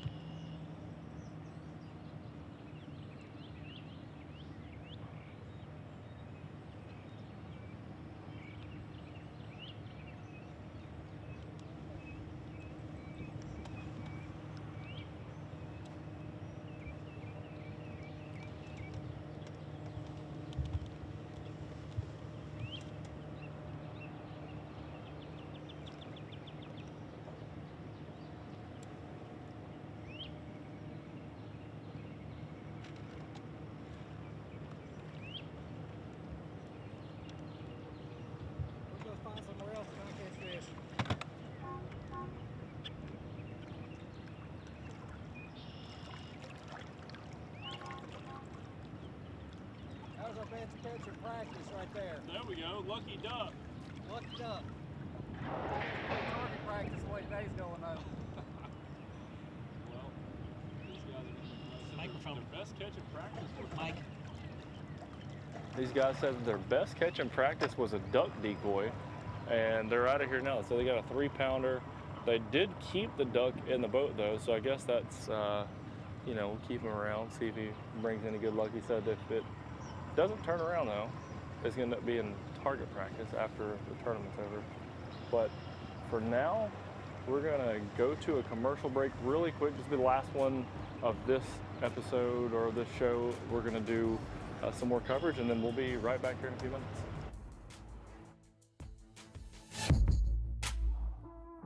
Live coverage of the Alabama Bass Trail is presented by Phoenix Boats and brought to you by Academy Sports and Outdoors, by AmFirst Credit Union, by 13 Fishing, Larry Puckett Chevrolet, and by Jax. It's all about the South. Live coverage returns right after this. At Phoenix Boats, our passion for fishing is obvious. Whether it's a pro event or fishing with our family and friends, We truly love the sport of fishing. that's why our goal is to make every single Phoenix boat that goes out the door the best fishing platform it can be in both design and construction. We love to fish as much as anyone, and we believe it shows in every boat we build. Phoenix Boats, built by anglers for anglers.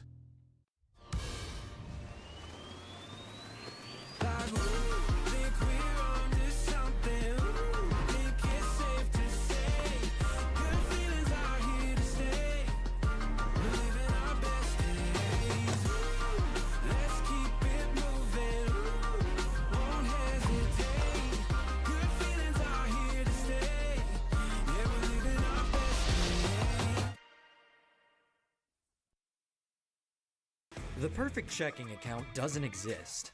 Not at a bank, that is. So why do you keep looking there? At AmFirst, you can get no minimum balance or monthly fees, an instant issue debit card, and free checks with unlimited check writing. But who doesn't want more? Like a rewards program you'll actually use, and convenient digital tools that make it easy to manage your account from anywhere. Now you could try and find that at a bank, or you could save yourself the trouble by checking with us.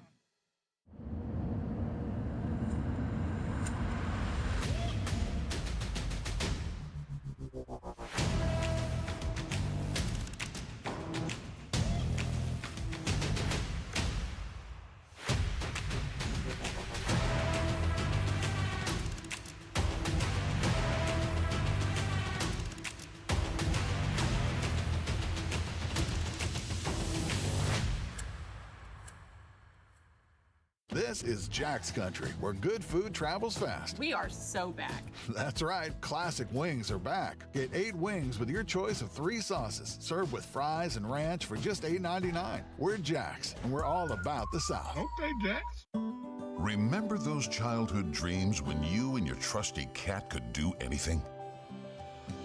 Well, now you're living the dream and experiencing the thrill and power of cat performance, technology, and value for real. Hey, those who give their best deserve the best. So invest in your business, invest in yourself, invest in a cat. The best machines you can own. Because your first cat shouldn't be your last. Alabama Bass Trail TV is now on our partner networks, Gulf Coast Sports and Entertainment, Peachtree Sports Network, and Tennessee Valley Sports and Entertainment. The thrill of the catch, the fierce competition, and the big payout. Go to alabamabasstrail.org for dates and times. Alabama Bass Trail TV.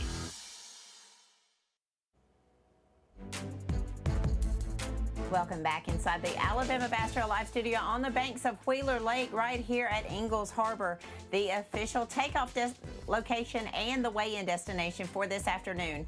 Weigh-in takes place at 2:30 today, so come out, bring your lawn chairs. There's no bleacher seating here, so bring your lawn chairs. It doesn't seem like the ground is still that wet, but I might caution you against bringing a blanket. But hey, come out, enjoy seeing the weigh-in this afternoon. I have a feeling we're going to see some big fish come across the stage. We will crown a new champion. We'll pay out over $64,000, and someone's going to punch their ticket to Lake Eufaula later on this year for the ABT Championship. So I do want to send out a huge thank you to the City of Decatur, to the Parks and Recreation Department. When I pulled in on Thursday, absolutely immaculate at how this facility is taken care of. All of the grass is mowed. There's no trash anywhere. The bathrooms are open. Everything is clean. This is what makes this location one of the premier tournament destinations. Certainly the fishing is phenomenal. It's the Tennessee River. But just being at a facility like this, everything taken care of, everything is manicured. You don't have to worry about any of that. The hotel sits right here adjacent to the boat ramp. Just a perfect tournament destination. And so thank you to the Mayor Kent Lawrence, thank you to the Decatur Morgan County Tourism, and to the Decatur Parks and Recreation, Mr. Don Dukeman, for being our host this week and for taking care of any need that has arisen. I mean, it's just been a phenomenal tournament so far, and we look forward to having the weigh-in right here at 2:30. Mr. Luke Duncan will take the stage as the MC. Mr.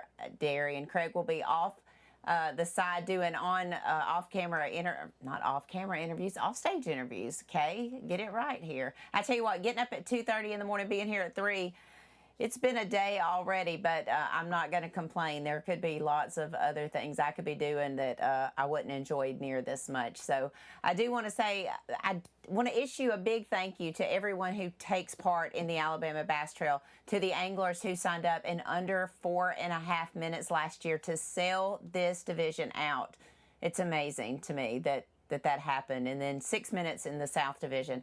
We'll be there next weekend at Logan Martin Lake on May 16th. We will have our 4th stop of the South Division. But if you have just tuned in, or maybe you missed the announcement on Friday, we did announce our 2027 schedule. It's going to be here on the screen for you to take a look at. That is your full North Division and South Division schedule, as well as the championship that will be held at Neely Henry Lake. 2-day championship, no entry fee. $100,000 will be on the line with a $50,000 first place. So someone could easily walk away with $60,000 at that championship. So we've still got work to do in 2026, but there is a look at what 2027 will look like on the Alabama Bass Trail. More information can be found at alabamabasstrail.org. Click on there and then click on the news button. You should be able to see everything there. And then if you look at the rules, the 2027 rules are posted if you would like to look at those as well. I know Darian is on another team. He's getting set up right now. I do also want to say, if you have any questions about the 2027 series, you can send us an inbox message here at Facebook. You can also send me an email at k@alabamabasstrail.org. That's KAY@alabamabasstrail.org. I'll be happy to answer any questions that you have, or you can put a comment in any of our social media posts, and we'll be glad to get back with you. Darian is on another team, so we're going to get back out on the water and see who he's covering, and hopefully they've got a 5-fish limit in the boat. Darian? Well, we are on a team. We have not confirmed they're an Alabama Bass Trail team. But we're in Alabama, and they're a bass fishing team, so they look like they know what they're doing. I mean, this is an area I would fish. I see a green ribbon. That also doesn't mean they're fishing our tournament. There's multiple people that have green ribbons. Guys, what's y'all's boat number? 156. Y'all got them so far? 11 pounds, probably. 11 pounds. All in here? A few of them in here. Yeah? It's been a grind. That's been the story of the day. How's practice? About the same grind. I mean, we've been 15 pounds one day. Thursday was pretty good, and yesterday was pretty bad.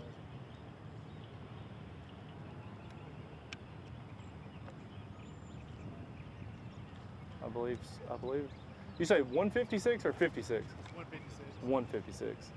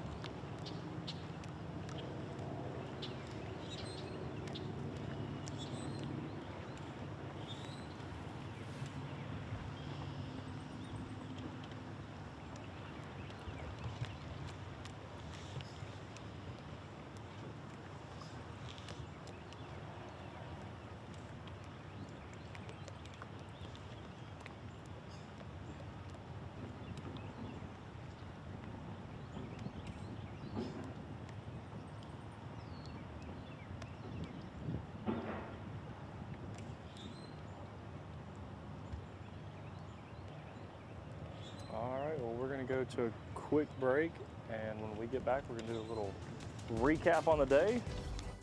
Y'all stay right here, we'll be right back.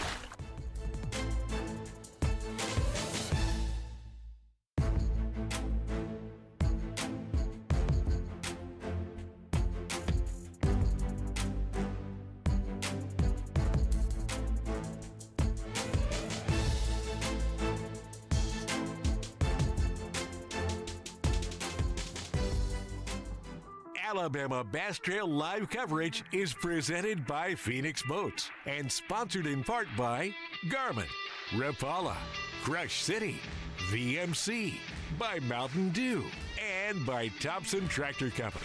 We'll be right back with more live coverage after these messages.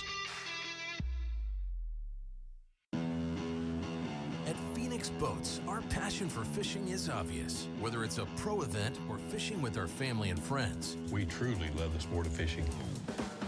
that's why our goal is to make every single Phoenix boat that goes out the door the best fishing platform it can be in both design and construction. We love to fish as much as anyone, and we believe it shows in every boat we build. Phoenix Boats, built by anglers for anglers. Hey guys, pro angler Dustin Connell here, and I get all my vehicles here at Larry Puckett. I travel all over, and I've got the 2500 diesel. I love it, tows my boat great, but if you're looking for any vehicle, an SUV, gas burner, or the diesel to tow something with, they've got it here at Larry Puckett. Not corporate owned, locally owned, and they'll treat you like family. Here at Larry Puckett Chevrolet, they let the customers do the talking.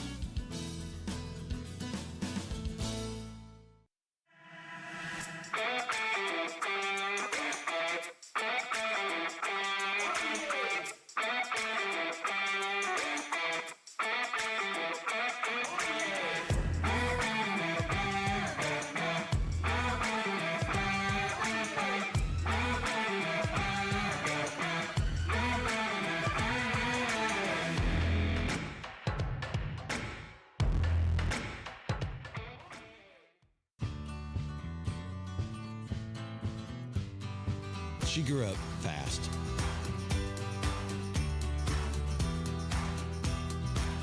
Will she remember these times and continue the tradition? You better believe it. Tell a new fish story with Garmin.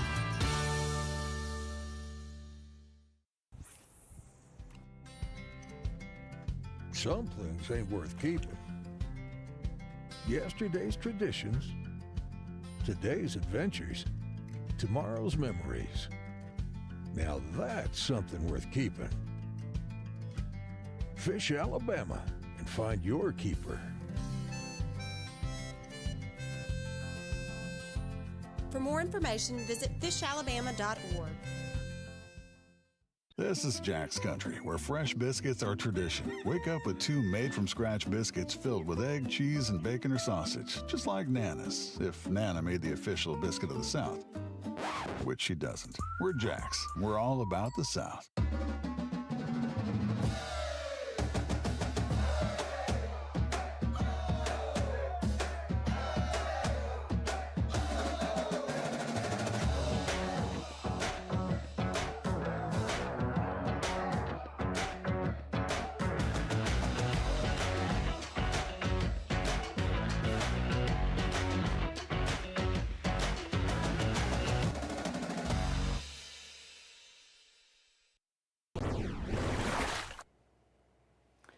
Welcome back to the fourth stop of the Alabama Bass Trail North Division, Wheeler Lake, and it started just as we expected in a fast and furious morning. I could hear Darian calling my boat numbers. I could hear Darian saying Willis and Kiker are catching them every cast. That's when you get excited and try to hurry through those boat numbers. Jason, I know you've covered several teams this afternoon or this morning. Tell us who you've been with and what you've seen today on the water. Well, we bounced around a little bit this morning and really just kind of kept it right here in the flats. You know, a lot of teams this time of year after year, have been just right here the whole time. You could usually walk deck to deck to deck because boats are just stacked in here. It's a lot different this year. you know, grass isn't here this year. Earlier this week, the lake was way down. We got a lot of rain this week and brought the weight way up. And I think truly, just like the fishermen have scattered. They have spread out. We've seen guys really shallow. We've seen guys fishing right along the edge of this river ledge right here. And we did catch up with Jeremy Lamb, and they put a big one in the boat. You know, they had 4 good fish at that point. I didn't get a real good weight, but they were kind of holding it close to the vest, but they did say they lost 2 about the same size. They're still sitting right over in their spot right now, so I bet they're gonna camp out all day right here. It's gonna be interesting at weigh-in. We have reports of big weights being weighed in from teams that have just reported in. Darian, tell us a little bit about some of the weights you saw today. Look, most importantly this morning, stopped at Jack's on the way in. Jack's indicator opens at 4 a.m., which is a very critical time to open for a fisherman because we're always early, nobody's got breakfast. Jack's had some biscuits. Started on Willis and Kiker, catching them every cast on a shad spawn offshore. They were nervous that some other teams would find the spot and be all over it. There wasn't. They had the whole thing themselves. Locking up a square bill, getting bit on a spinnerbait, all the typical shad spawn stuff was going on. It was fast and furious, but I don't think they have a ton of weight. So gonna be, I bet that happens a bunch with these guys that found a shad spawn bite, just not a ton of big ones. However, like Jason just touched on, we just got report of a super sack, what I'll call it. Won't spoil any details, but somebody's got a super sack out there. We know what this new ceiling is, and it's higher than we've seen on live today. Maybe there's other people. Like I said, we only covered 20 or 30 teams today, so we haven't seen everything. But we do know there's a big bag out there that's going to be weighed in. Weigh-ins will be interesting. Luke Duncan saw a couple big ones get caught. Luke, tell us about it.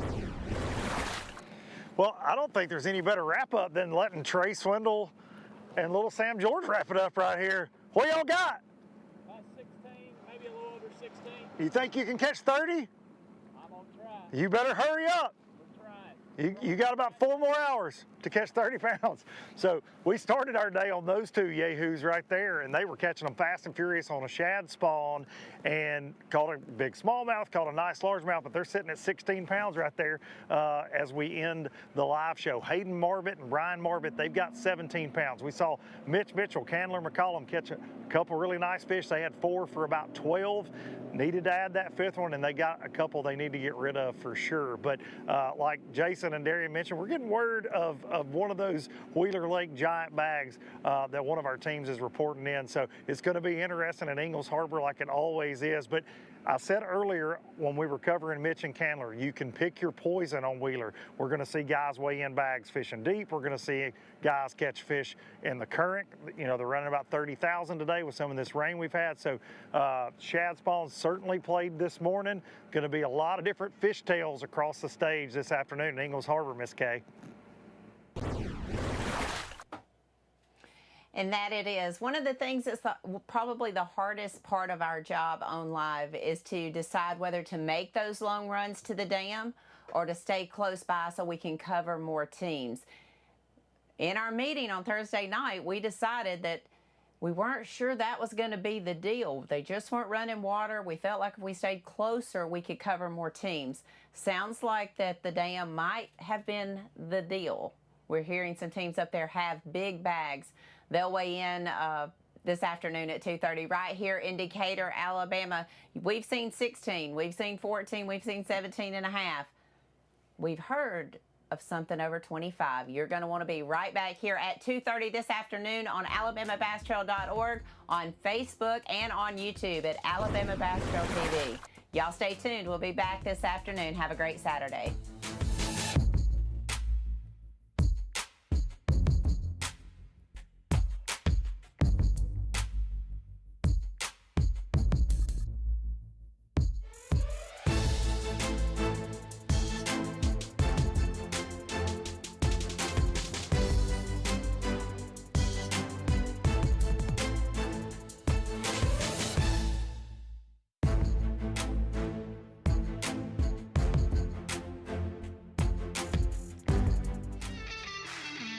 Today's live coverage of the Alabama Bass Trail has been presented by AmFirst Federal Credit Union. Live coverage of the Alabama Bass Trail is presented by Phoenix Boats and brought to you by Academy Sports and Outdoors, by AmFirst Credit Union, by 13 Fishing, Larry Puckett Chevrolet, and by Jax. It's all about the South. Live coverage returns right after this. At Phoenix Boats, our passion for fishing is obvious. Whether it's a pro event or fishing with our family and friends, We truly love the sport of fishing. that's why our goal is to make every single Phoenix boat that goes out the door the best fishing platform it can be in both design and construction. We love to fish as much as anyone, and we believe it shows in every boat we build. Phoenix Boats, built by anglers for anglers.